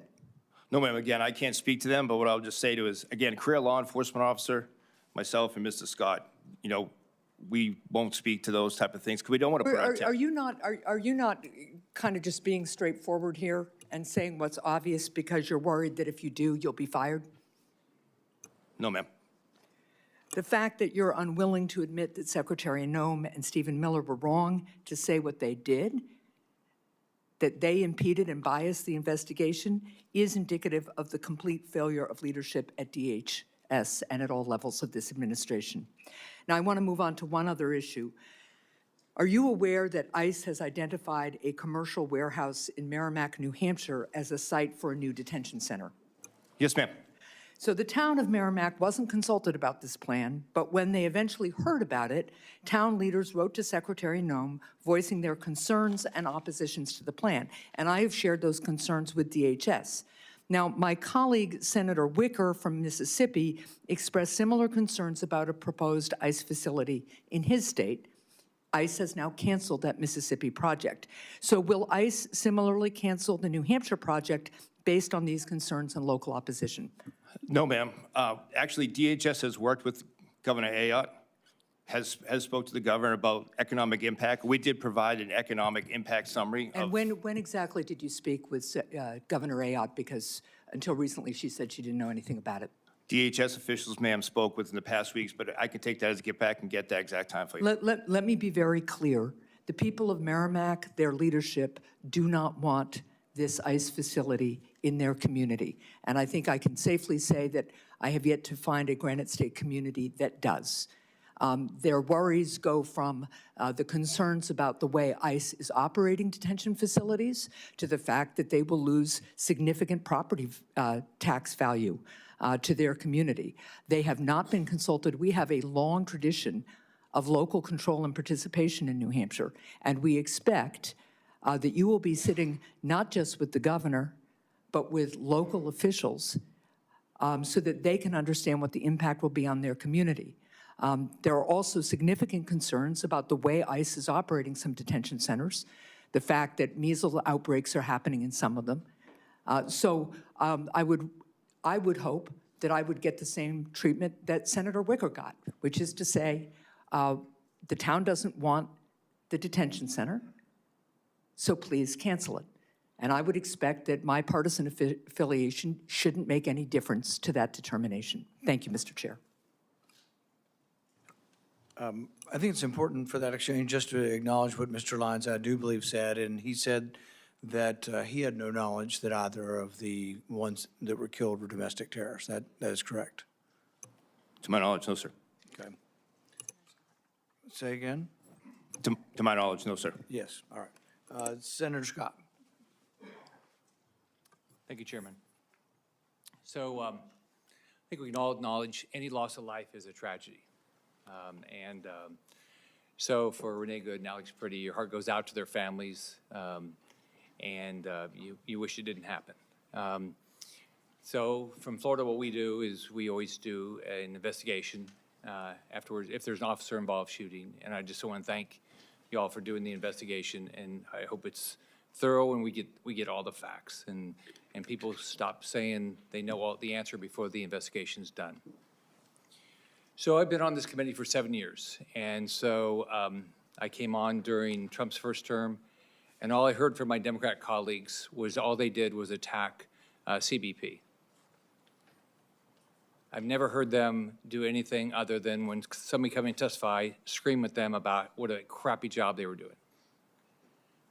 I think what CBP does and ICE does, I can't imagine how difficult it is. What frustrates me is during the Biden administration, I don't remember my Democrat colleagues once questioning them about why they're allowing in all these terrorists, criminals, drug traffickers, ever. So we don't want to, no one wanted Renee Good to die or Alex Pretty, but what about Laken Riley or Jocelyn Ngari or Rachel Moran, any of these individuals? What about all the rapes that we've heard about all around this country? So what frustrates me is that what y'all are doing is unbelievably difficult. And you're trying to clean up the crap that the Biden administration gave you. When we have no earthly idea how many criminals are in this country. We have no idea. But we know there's a lot. We don't know how many gang members are in this country. And think of how many people, our friends and neighbors have died of drugs that have come across our southern border. But it's never been a concern for the Democrats on this committee. In 7 years, I've never heard them complain about that. All they do is complain about how you guys do your job. So I don't get it. I don't get it how, I was a governor. I thought there was basically three things I expected to do. Help people get a job, help their kids go to get education, keep them safe. And the most important was keep people safe. That's what you guys are doing every day. How can a mayor or a governor not want to cooperate to keep people safe? So what's it like when somebody's in a jail, like when you were in Florida, did our sheriff's office and police officers, did they, if somebody was being released that was an illegal alien and had a criminal background, did they say, no, we're not going to talk to ICE? Was that your experience? No, sir. So have we had all these protests in Florida? No, sir. Have you had problems with ICE-involved shootings in Florida? No, sir. Why? I think, sir, it's just the cooperation factor. That's a huge portion of it. And if I could, sir, when it comes to the detainer, ICE respects state law as well. Minnesota has it where they can't hold individuals based on the detainer. Massachusetts has a Lund decision where they can't hold individuals. Why would they have that? How does that help anybody that lives in that community? Sir, it doesn't help public safety, but what I would ask is that even with the detainer, if you don't want to hold that person and it violates your state law, at least give us the chance to make that phone call. And I can give you an example from my time in Massachusetts. There was always the fact that we kind of felt like Charlie Brown with the football. They would say they were going to cooperate, but they would call knowing that there was only 12 ICE officers available to respond from Boston, Massachusetts to Cape Cod. And they told us we had 15 minutes to get there. But at the end of the day, when that individual was released, they still said, we called ICE. And unfortunately, there was way too many cases where we had an individual on Cape Cod in Barnstable County that was arrested for rape, was released on the detainer, and then went and raped again. So those are the cases that ICE is really concerned about. And if you don't want to hold an individual in custody longer than state time, by all means, ICE respects that. But please pick up the phone, give us the opportunity to come there and make that arrest. So when they don't do it, is the community safer? No, sir, it's not. And that prime example is one right there that they could have made the public safer. So why do we have these, what's the rationale for these sanctuary cities? Can you guys tell me any reason you would have a sanctuary city where people say, I want the criminals to come to my city and I'm not gonna work with ICE to get them out of my community? Unfortunately, sir, what we've seen so many times is, and again, coming from the civilian law enforcement side, when we hear about community policing, you always heard about the chilling effect of working with ICE. The problem is that backfires in these sanctuary jurisdictions because so many times we saw the criminal illegal aliens go back and offend and take advantage of the migrants that did come here for a good life. But yet they were told, if you cooperate with ICE, if you call 911, you're going to be deported, which is the farthest from the fact. If you look at what we've done with the help of CIS, with protecting victims of human smuggling, sex trafficking, with the U visas, T visas, things like that, that the goal of Sanctuary City backfires when it comes to protecting other migrants who are afraid to come forward. How many times have you been asked about Lincoln Riley? You ever been asked about Lincoln Riley by a Democrat? How about Jocelyn Nungari? No, How sir. about Rachel Marin? No, sir. How about any little girls that were raped? Ever? No, sir. No. You get asked about why you're not doing your job better. Yes, sir. I mean, if you listen to what's going on here, okay, the Democrats are mad because you're trying to protect the neighborhood, right? I mean, it doesn't make any sense. One thing I don't get is if you want to be a sanctuary city, why do you get any federal money? Especially any federal money to cooperate with law enforcement. Well, sir, and that's one of the hard part for us. And again, the witness that was here earlier, both of us are career law enforcement. I respect his views and his career. But when it comes to issues like cooperation at the local state level, again, ICE does do that. But so many times, and I'll give you the example of Aurora, Colorado, we were going to serve a criminal warrant on an apartment complex of known TDA gang members that was full. We tried to work with the state and local government. They made notifications that the operations were ongoing. So when tactical teams arrived, protesters were already there and the apartment complex was empty. We've seen that time and time again.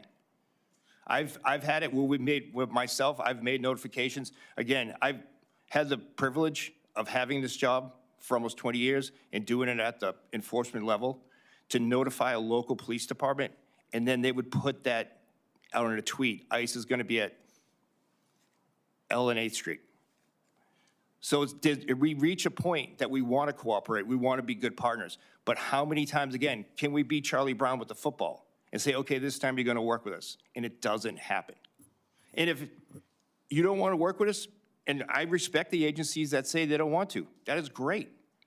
But there's been time and time again, empirical evidence that we are impeded, our operations get leaked, and then we're put at home. Thank you for what you do. Senator Kim. Thank you, Chair. Mr. Scott, I wanted to start with you. Do you agree with Mr. Lyons' thoughts that he shared with us just a moment ago, that statements from senior leaders in the immediate aftermath of an incident could bias assessments? I don't know what information they had at that time, sir. I'm not going to speculate on why they said what they said. Well, you said that the FBI has purview over the investigation regarding Alex Peretti. Is that correct? Correct.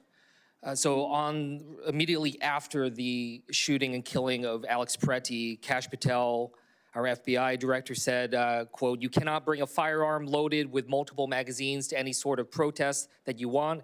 It's that simple. You don't have the right to break the law and incite violence." I wanted to ask if you have confidence in the FBI investigation of this killing. I do have confidence in the FBI's investigation of this incident because those agents out there are professionals, they're trained, they're going to collect the evidence, they're going to collect the interviews, and they're going to present their findings to a U.S. attorney, to a district attorney, or a grand jury. Mr. Lyons, with regards to Renee Good, there was some reporting that came out saying that FBI agents equipped with a signed warrant prepared to document blood splatter and bullet holes in Ms. Good's SUV. They received orders to stop. The orders came supposedly from senior officials, including Kash Patel. Do you think a sufficient enough investigation is happening into the killing of Renee Good right now?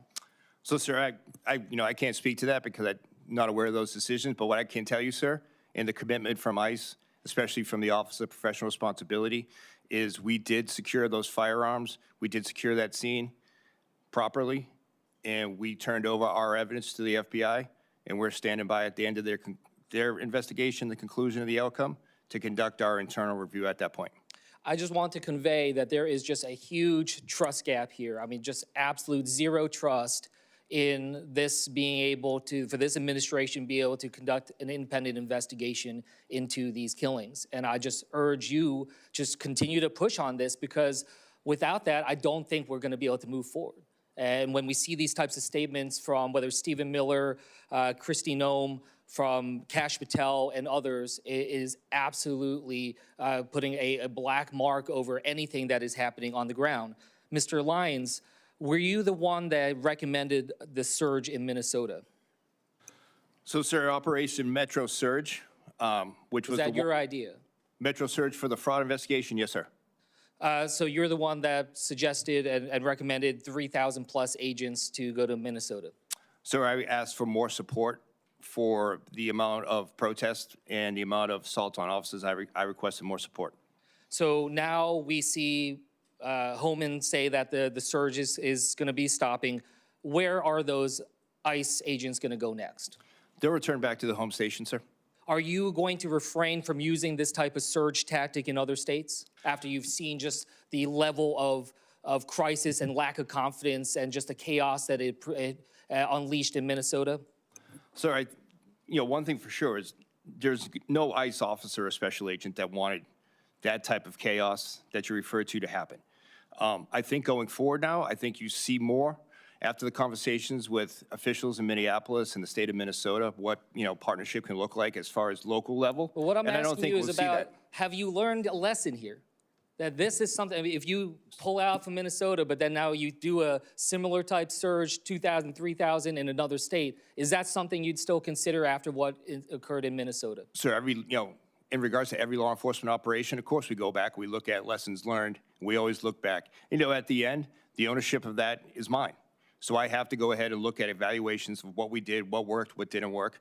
But one thing, sir, if I could just have 1 second to say it, the problem, I believe, is the fact that, like some of the things that I brought up earlier, the agitators and the coordination on the protest side, we have no problem, Senator Kim, with people protesting. Happens all the time. But it's that coordination, like I said, when you have flyers out there instructing people how to get in between, whether it's a CBP officer or ICE officer making an arrest, that's the problem. And that's what I hope that we can help, especially with this committee and other committees, the fact that, you know, situations like that won't happen, that people can go out there and protest. But why are we going to encourage individuals to go out there and impede and put themselves in harm's way? I think that's the lesson learned from this. Mr. Edlow, I wanted to bring you in on this. There was an incident that happened in San Diego. Spouses of military members and veterans were going to get interviewed for green card, and they were arrested upon arrival at their interviews. Tell us what happened. Was that USCIS agents that arrested them? No, Senator. Excuse me. No, Senator. Anyone who comes to a USCIS interview who has an outstanding want or warrant may find themselves subject to a facilitated arrest in which ICE or local or state So you're law attesting enforcement right will now come. that all of these spouses of military members and veterans had an outstanding arrest? Senator, outstanding I'm warrant? not aware of the specific cases you're referring to. I'm happy You to talk should come to you. prepared to be able to talk through these. I'm It was happy very to high talk to profile. your staff But was it about that. USCIS or was that coordinated with ICE? Again, Senator, depending on who comes to our office and Have who you has ever a shared warrant. with ICE details of when and where interviews for green cards and other administrative processes for interviews and immigration take place? Have you ever shared that information with ICE? Senator, what concerns me is that in previous years, there was no communication between USCIS, ICE, and CBP. Just asking you a question. Have you shared the coordination location and the timing of The location interviews? is at our offices, and if someone is subject to arrest or detention, we will communicate with ICE. And anyone who comes into a federal building, any federal building, should expect to be arrested if they have an outstanding want or warrant. Mr. Lyons, in New Jersey, one 6-year-old girl was left unsupervised, wandering the streets asking for her father after ICE arrested the man while he was picking up food. I wanted to ask if you can explain this action, and can you commit to providing my office with a briefing within 30 days of what happened and took place in Morristown, New Jersey? Sir, I don't have knowledge of that, but I do commit to you. I'll investigate that and we'll get back to you. But just if I could just say, sir, that is not the standard that ICE goes by. We take care of children, and I'll commit to you that we'll get you that information. Well, it certainly didn't happen in this circumstance, and again, it has left the community shaken. So I will follow up with you and get that information so we can have clarity on what happens next. With that, I yield back. I want the chance to make sure you give your trust back to ICE that we don't do that, sir. I commit to that. Senator Moreno. Thank you. I just, two things, Mr. Chairman, for the record. I just think it's important for us here to have a little bit more judicious responsibility about drawing conclusions about American citizens and not depriving them of their 5th and 14th Amendment rights. I find it outrageous that we are going into a path where watching a video on social media is enough to indict people. And I'll start with you, Mr. Lyons. What does that mean to your family? Like when you saw what my colleague from Florida talked about, what does that mean to your family when they see that kind of just conclusive statements in terms of what you and your officers are doing with actually zero information that actually is a proper investigation? You know, I'll speak personally, but then I can speak in a broader view. It's hard. You know, and again, I'm a career law enforcement person. I have the opportunity to lead the agency that I started with. And the men and women of ICE go out there and they do incredible work, but they are demonized.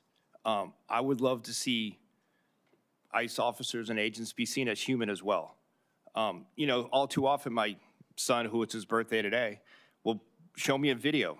Dad, is this true? And it's totally false. It's an AI thing, right? We've seen media, you know, say the same thing. And unfortunately, today, that's our biggest problem, is we are always fighting on our back foot because no one will ever pick up the good stories that we do. You know, we joke all the time that one of the, you know, major criminal organizations we fight, they have better playbooks than we do when it comes to making ICE look bad. Sometimes the media is our biggest enemy. But it's just, sorry to interrupt, but it's not just the media or some random goofball or bot on social media. These are elected representatives that make outrageous statements. And I would like to enter a list, 4-page list of current sitting members of Congress that have made absolutely outrageous comments, analogizing Customs and Border Patrol agents and ICE agents to the Gestapo, to a secret police. So without objection, I'd like to enter that into the record. Without objection. And I think the second piece I'd like to enter the record is just some pretty outrageous statistics, because we've talked about outrage here. Let's talk about outrage. 8,043% increase in death threats to ICE agents in the last 12 months. 8,043. A 1,426% increase in assaults against ICE officials. A 16,700 increase on threats of assault against your agents, both of you.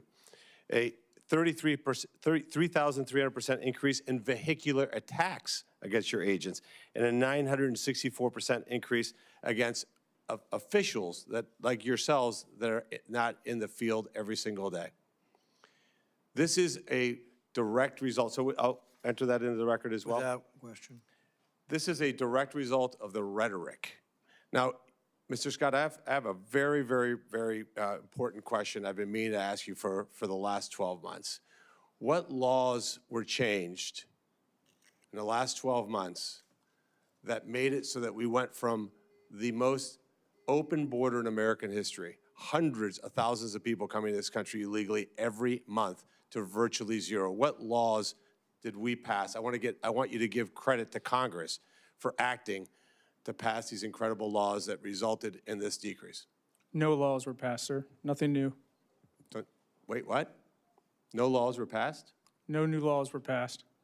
So we're sitting here passing judgment on your team who actually enforced the laws of the United States of America to not allow people to enter our country legally to regain our sovereignty?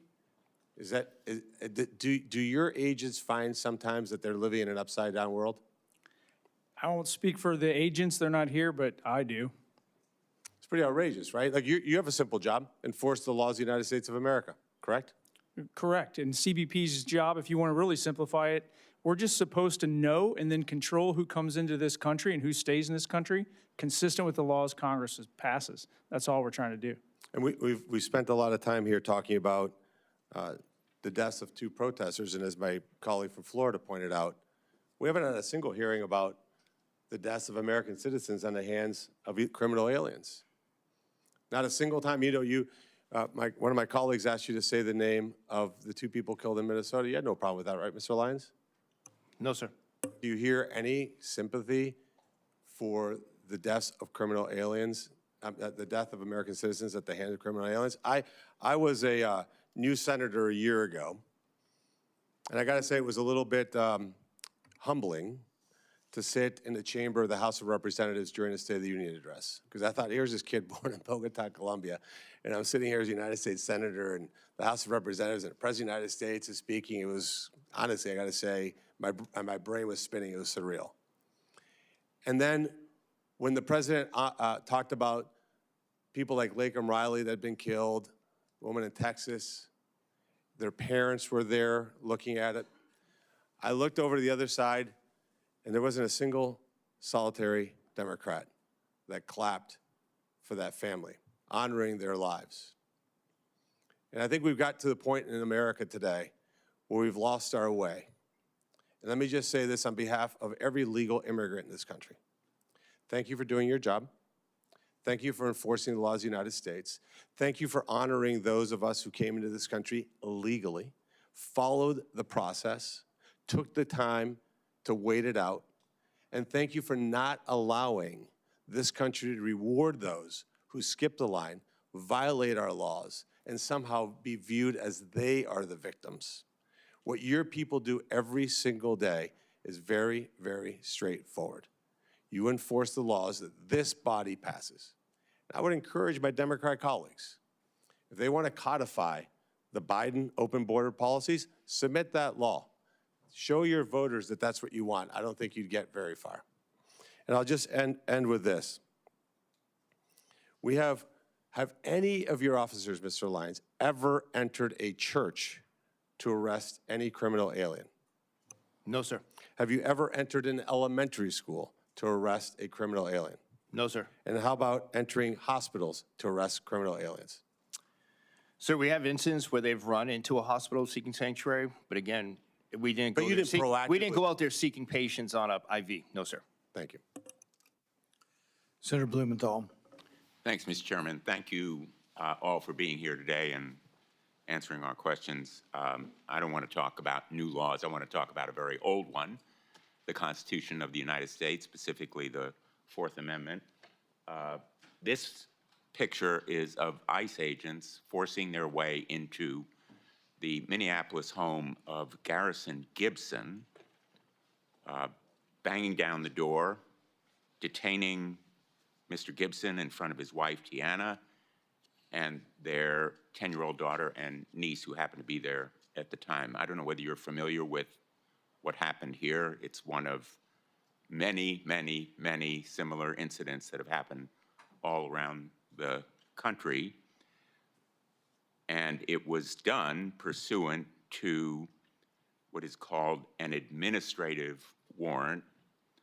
I'm going to hold up a copy of that warrant, signed by an SDDO, who is, I believe, a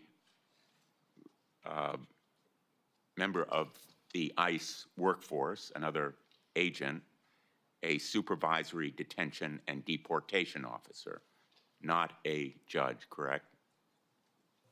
Correct, Senator. So, in effect, this is not a warrant, it's a permission slip. It's a green light from another ICE agent to go bash down a door, smash into a home, detain and arrest someone without a judge finding probable cause and without any sort of objective, independent finding. Is that correct? No, sir.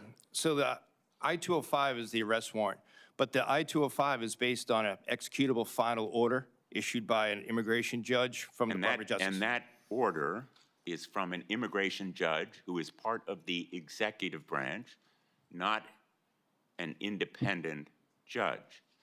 But the warrant issued is simply a permission slip. Now, let's be very clear. You were a local police officer. Yes, sir.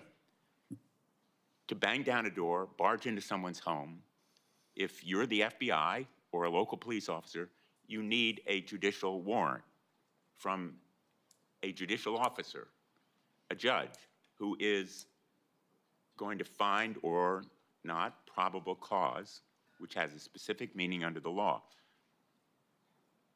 These ICE agents are banging down doors, doing the same thing without that kind of judicial warrant.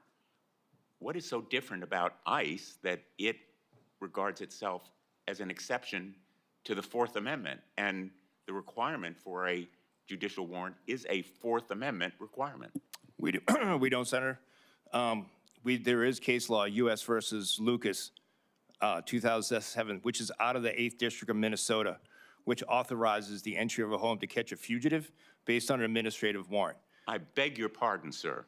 It does not abrogate the Fourth Amendment. It does not say that ICE agents or CPP agents can simply bash down doors and barge into people's homes, terrorize their children, detain and arrest people without a judicial warrant. And there is nothing different about what ICE does as compared to the FBI or local police that would justify it.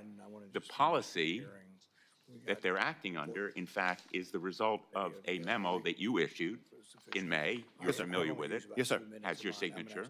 Yes, sir. Which says, in effect, they don't need judicial warrants.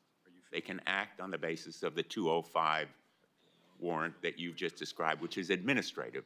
It's not judicial. Let's talk more about it. Why did you keep this memo secret? I didn't keep that memo secret, sir. It was blasted Well, out. we learned about it when 2 whistleblowers came to us and said that you were using it as a basis for the policy. It was never announced publicly. It was never released to the press or the American people. Why did you keep it secret? Sir, I didn't keep it secret. If sending an email to a workforce of 30,000 people is keeping something secret, it's a bad secret. It never reached those people. Yes, sir, it did.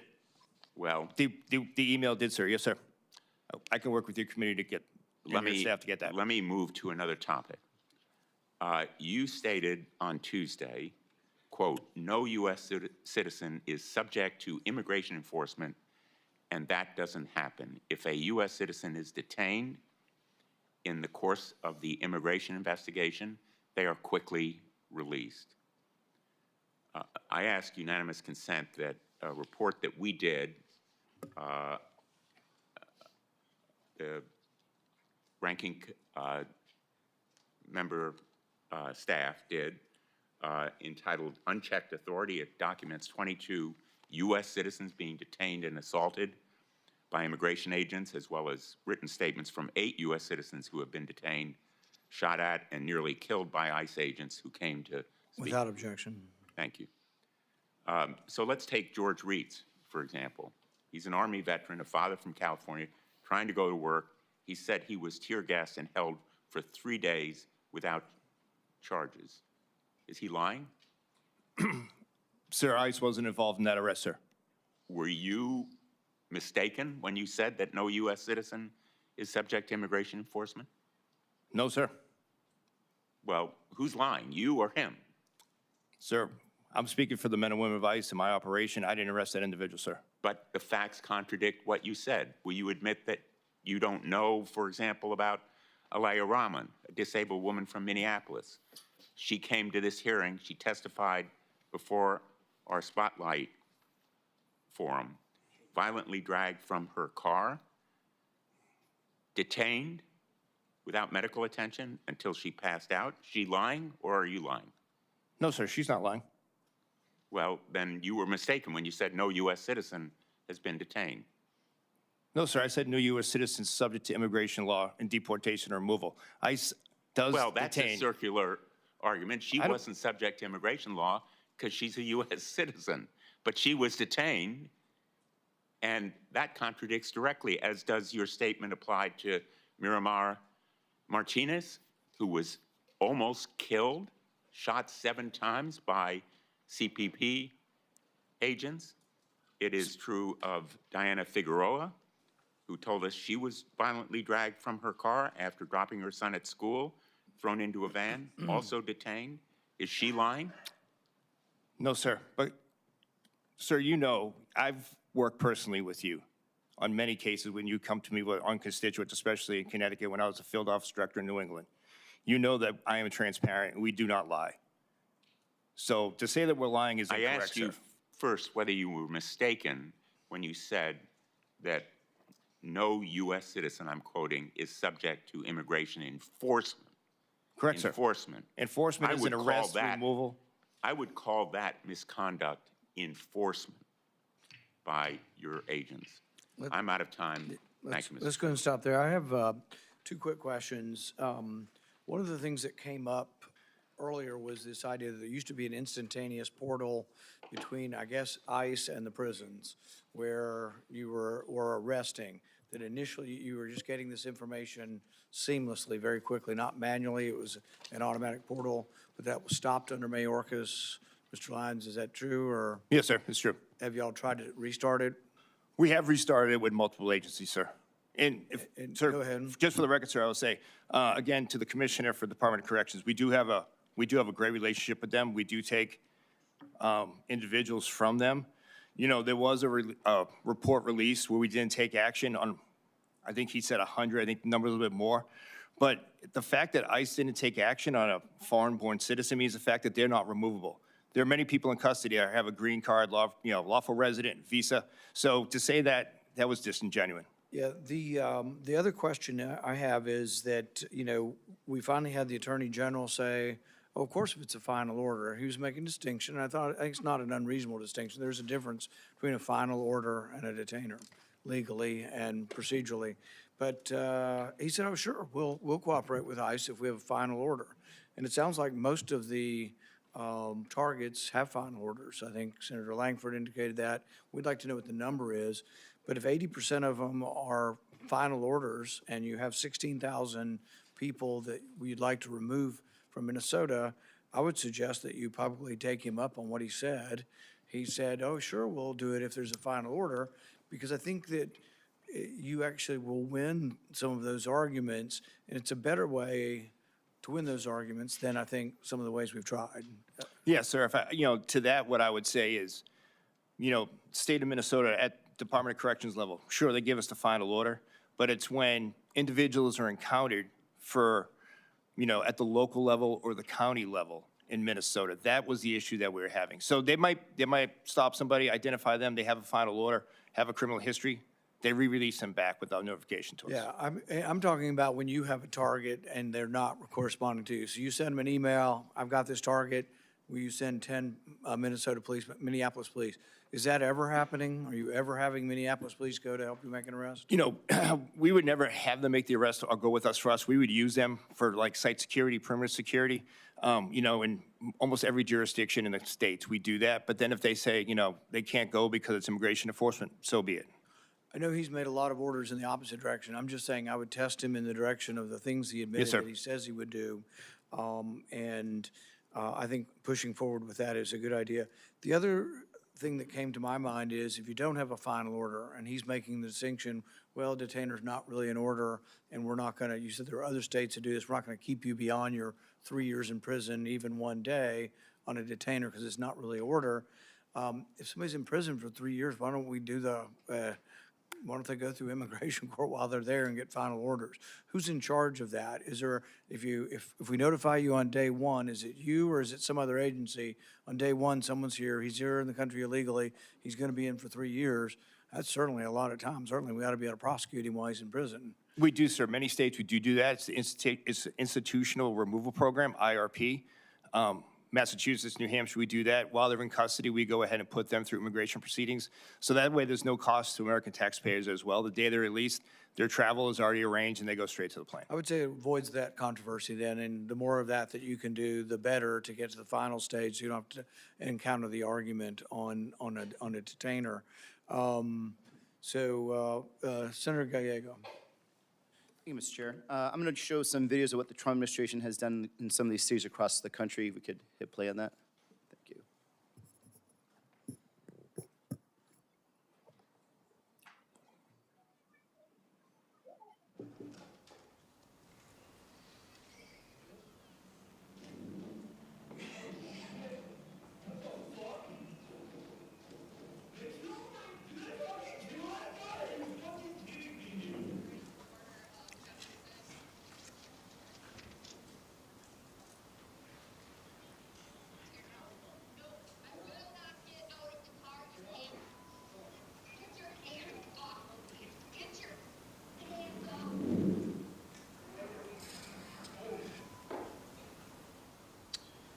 You saw that. ICE Code of Conduct says, quote, all ICE employees must be paid professionally and must be a model for all to follow. Director Lyons, yes or no, is the behavior you just witnessed a model you think agents should follow? Sorry about that, sir. Sir, I can't speak to each one individually.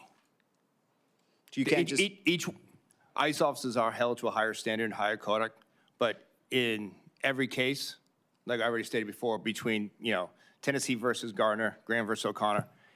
It's also just an issue of common sense. Like, right, even the last one where that woman is being pepper sprayed, there's enough standoff distance that she's clearly not a threat, and he directly puts a non-lethal into her face. Speaking of non-lethals, are all ICE agents, even the ones that are new ICE agents, trained in the use of non-lethals? Pepper spray, mace, tasers? Yes, sir. They employ it on themselves, too, so they understand the impact of it. Yes, sir. I've been sprayed many times. It's horrible. Yeah, same here. Okay. Right now, what is the training cycle for new ICE agents? How many days? So we reduced the actual calendar days from 75 to 42. We went from 5 days a week to 6 days a week. 5 days a week was 5 8-hour days, and we've gone to 6 12-hour days. And that is given enough sufficient experience for them to be dealing in these very dynamic areas and urban areas with including weapons handling, because I've seen some of your ICE agents and their weapons handlers, it's quite horrible. Do you think that in those time period, you could actually insert people into an environment as dynamic as Minnesota and other places, and they're actually using weapons in the correct way? So, sir, what we've done on the backside of that is we've instituted our OJT program, which, as you in law enforcement are familiar with, much like an FTO program, where after the academy, they get the railroad training like you would once a local police officer comes out of the academy. So the OTG is happening in places like Minnesota. So somebody who probably has never handled a weapon, after 42 days, is going to be inserted into Minnesota into a high-stress environment. They could, sir. Yes, sir. Explains a lot. In one of the videos you saw earlier, there was a gentleman, ICE agent, or I believe it's CBP agent, that is hitting Mr. Petrie in the face with a tear gas canister. Without actually talking about that specific event, where in any training manual have you been taught, or I was never taught, that I should use something like that as a weapon against a civilian or against anyone trying to detain? I haven't. You haven't? No, sir. Mr. Scott, have you ever been trained to use maybe a pistol to pistol whip somebody while you're trying to detain them, or a canister of that nature? Not specifically to this thing, but in general, any of your training? Absolutely not, although there's an exception that in certain circumstances, meaning your life's at risk, you don't have anything else, you can use whatever you have available. Here, weapons of opportunity. I'm training that shit too. Pardon me, in that stuff too.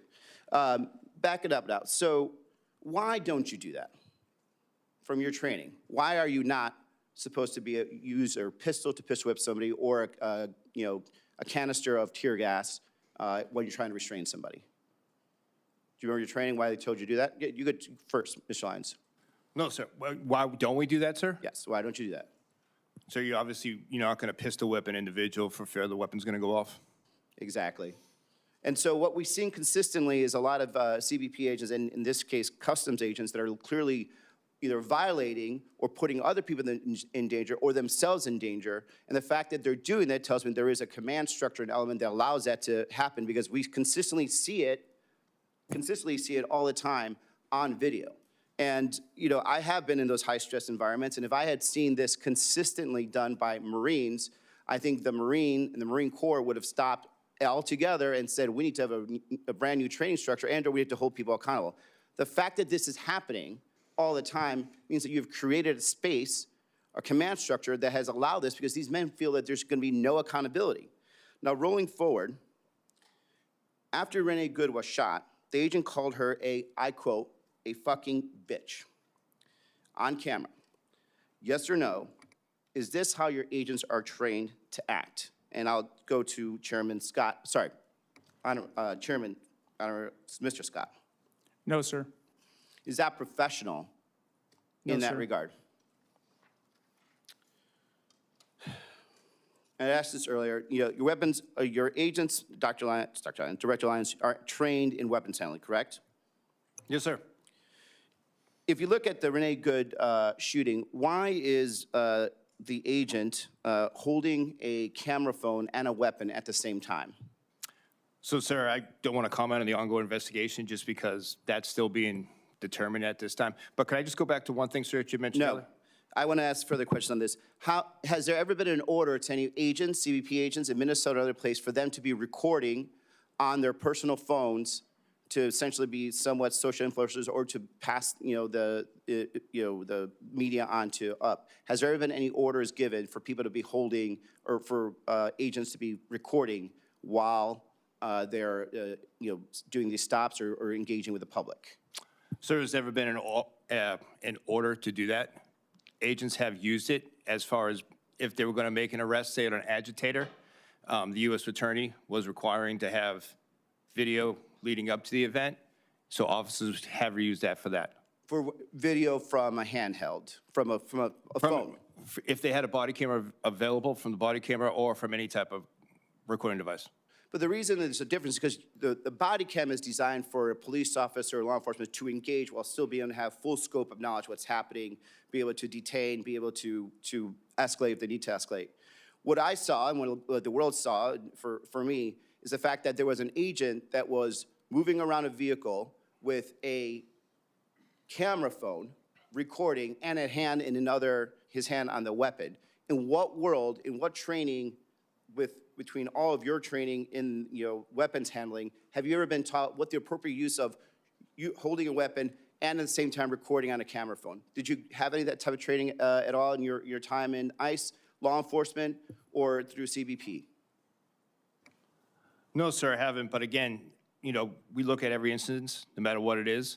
So shouldn't there be some kind of command or directive that comes down from CBP headquarters, knowing that this is unprofessional conduct that probably created and put the officer and probably the civilian in a situation that ended up escalating to a shooting, that maybe you shouldn't be holding a camera out, trying to be influencer, and wielding a weapon at the same time? That is a professional code of conduct.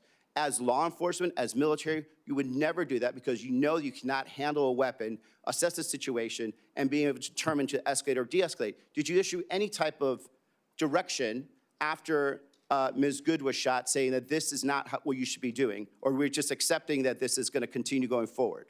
no, sir, there was nothing issued because we do hold our individuals accountable. That's my point I wanted to make earlier is that, from January 25 to January 26, ICE has had 37 open investigations for excessive use of force. So we do hold individuals accountable.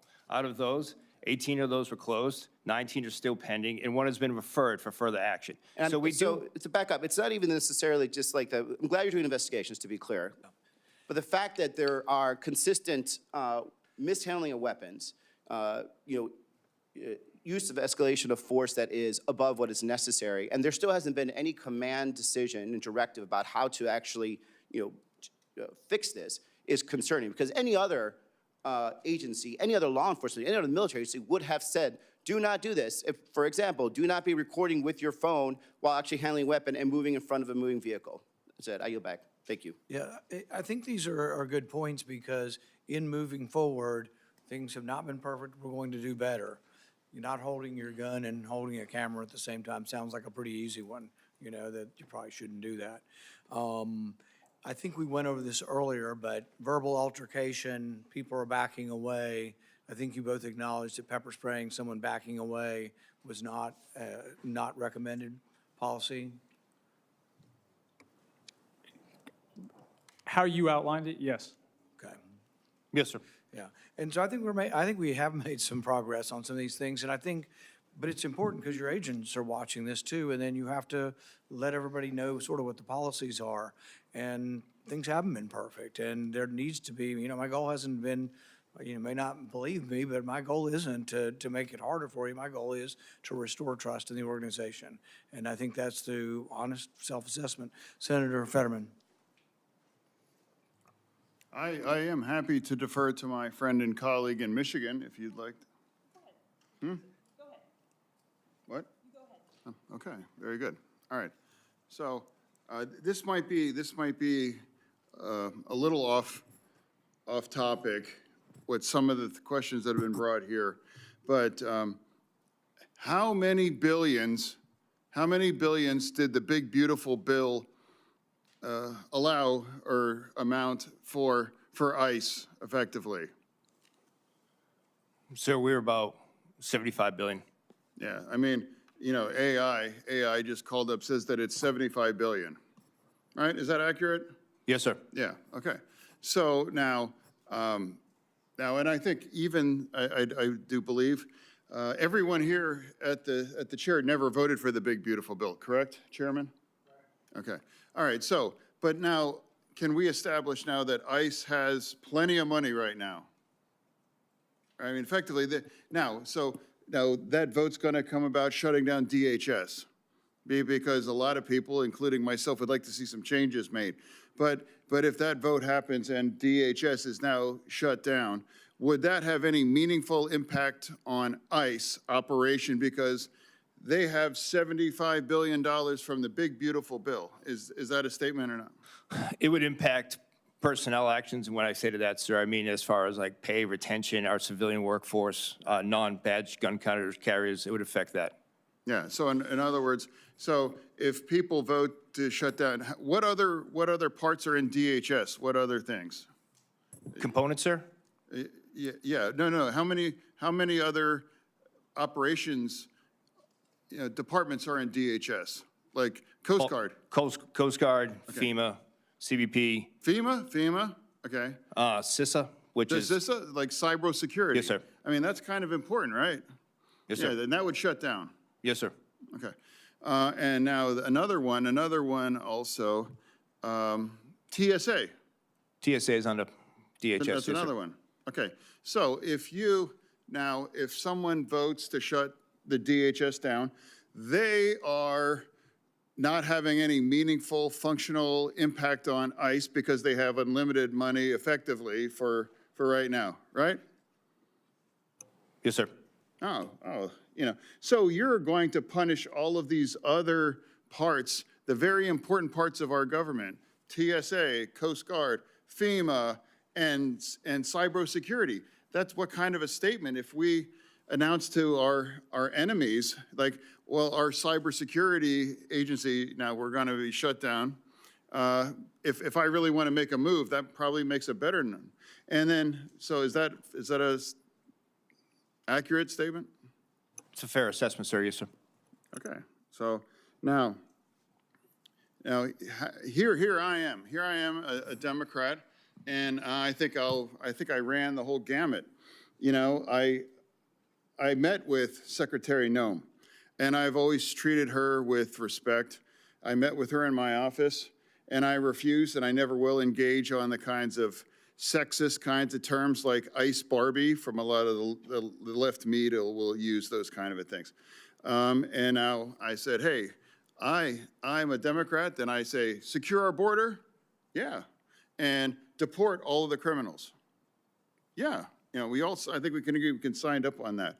And then my friend, Katie Britt, came to me and said, we want to bring the Lincoln-Riley bill there. And I'm like, yeah, I was going to be the Democrat to bring that there. And now the co-sponsor as the Democrat. So I believe that we should have those kinds of appropriate things. And I also was the Democrat that described my party's failure in 2022, 2023, that we are failing on the border. And now we have to, it's not sustainable. So here it brings me to right now where I think we can all hopefully agree that we want to avoid and we have to make some changes to never make sure there's another situation of tragedy in Minneapolis. Because for me, like what's happening in Minneapolis makes the public unsafe, it makes the agents unsafe, and it makes, and I think they've lost the plot if they're focusing on these kinds of theater. We're not focusing on securing our border and deporting and targeting criminals and that. So as a pro-border, pro-deport all the criminals, now like what's the answer now moving forward if I think the vast majority of Americans signed up for those things, I think. So, can we want to focus more on those two things that I think, so. Sir, I'll go first, and then Commissioner Scott. But I think, to your point, I agree with you, sir. I think the big thing, obviously, is the rhetoric and the temperature. We are completely dedicated to ensuring that we are going out there and enforcing the Immigration Nationality Act, as you and your colleagues have written it, as well as getting the worst of the worst and prioritizing on that. What I think we learned from Minnesota is the fact that people can't be encouraged to go out there and actually get involved in a law enforcement operation that they shouldn't be at. And I'm not saying the impediment of the First Amendment. What we saw is active impeding of law enforcement officers. I think that and actually helping us to hold those that dox ICE agents accountable for the reasons they wear the mask will go so much farther, especially for my workforce, but I think for public safety overall. Okay, finally, I have effectively about a minute left, so I just want to reiterate. So within the next 2 hours, DHS is going to be effectively path to shut down. And I want to remind everybody that ICE has plenty of money, and that vote to shut DHS down will have no functional impact on ICE because they have that $75 million from the big, beautiful bill. Correct? Yes, sir. Okay. All right. I cede. I return. All right. Senator Slotkin. Thank you. Thank you for being here. I personally think that Secretary Noem should be here. You want the big job, you have the big accountability, and we should be seeing the Secretary of Homeland Security coming in front of the American people and certainly the Oversight Committee when we have such existential issues about the deployment of federal force in our country going on. But you are here in her place. And I think, you know, if we rewound the tape to a year and a half ago or a year plus ago, you had a lot of Americans who felt very strongly that if you are here illegally, especially if you were involved in any kind of criminal activity, you should be deported, right? You need strong borders. I'm a CIA officer, you need strong borders. We need an immigration policy that allows us to do that, but that enforcement would have been something that the average American supported. But the conduct of ICE in places like Minneapolis has now boomeranged to the point where people say, well, look, I was for enforcement, but I'm not for what looks like authoritarian style federal goons on our streets. And that's not coming from Democrats. That's coming from, in Michigan, the state of Michigan voted for Donald Trump. It's coming from people who say, look, I'm all for enforcement, but I'm not for trampling basic rights. And Americans have an internal barometer for what looks and smells authoritarian. And whether it's shooting someone who's unarmed or pepper spraying kids or picking people up as they walk into Target and checking their papers, that is an internal barometer that we all have, that you have crossed. And we're here today and all this firestorm is here, not because of people on the ground, but because of your behavior in ICE. And, I think when you extrapolate out and you listen to what the president and his cabinet are saying, I have to ask about our 2026 elections. Okay? The president says we should federalize our elections, even though the US Constitution was written by our founders to give that power to the states so that we would never have a president who took too much power and tried to become a king. He's tried to get voter rolls, including in my state. He's complained that elections aren't free and fair. In 2020, he came up with a playbook to deploy federal law enforcement around polling places, and the White House spokeswoman will not rule that out as of a month and a half ago. So I have to ask Mr. Lyons, do you believe that ICE has the authority to be deployed to US polling places around the country? So, ma'am, we're civil, obviously, we do civil enforcement and criminal law enforcement. There's no reason for us to deploy to a polling facility. So No. if the President of the United States gets Kristi Noem on the phone and she gets you on the phone and she says, we've heard there's a problem in Georgia or in Michigan or somewhere else, I need you to go and physically deploy around polling locations, you will say no. There's no reason for us to deploy, ma'am. Well, then you should say no, right? Yes, but just point of clarification. Homeland Security investigations, we do investigate voter fraud, which we've made several arrests, most recently a high-profile one in Massachusetts. So just later on. That's very different than the physical intimidation. I just didn't want you to say that we don't do anything with voter. I just want you to know we do that That's criminal fine. aspect. I'm talking about something that I think would be extraordinary in American history, which is uniformed and masked ICE agents encircling polling places. And it's not fantasy, it's not made up. These are things that the president and his cabinet have suggested. They've suggested invoking the Insurrection Act, which would allow active duty military to do the very same thing. So this isn't, someone who thinks the sky is falling. The president and his cabinet are suggesting. So you're going to be the guy standing in the breach. There's no reason, like I say, ma'am, there's no reason for you to use ICE officers in that. Great. Well, I hope that in the privacy of that meeting, when that comes down, and the president feels like he's going to lose the midterm elections, that you don't buckle. Because I think our democracy literally is dependent on it. Now, coupled with that, you've heard from a number of my colleagues about labeling people as domestic terrorists. What is the definition of a domestic terrorist? So, ma'am, domestic terrorist is any organization that, on American soil, home nation soil, that's involved in acts of treason, acts of violence, active extremism against a group or against a country. Okay, so actually in law, it's defined by the Patriot Act. That's the clearest place we have it. And it has to be tied to criminal activity, Yes, right? ma'am. So protesting, even if you don't like it, protesting of ICE agents, unarmed and without destroying property, is that a domestic terrorist? No, ma'am. I stated under oath earlier that that's covered under the First Amendment right. Great. So when, again, the president and Stephen Miller and others in the cabinet, including your boss, Kristi Noem, label people like Renee Good domestic terrorists, you understand why we can't trust what you're doing with the information you're collecting on these so-called domestic terrorists.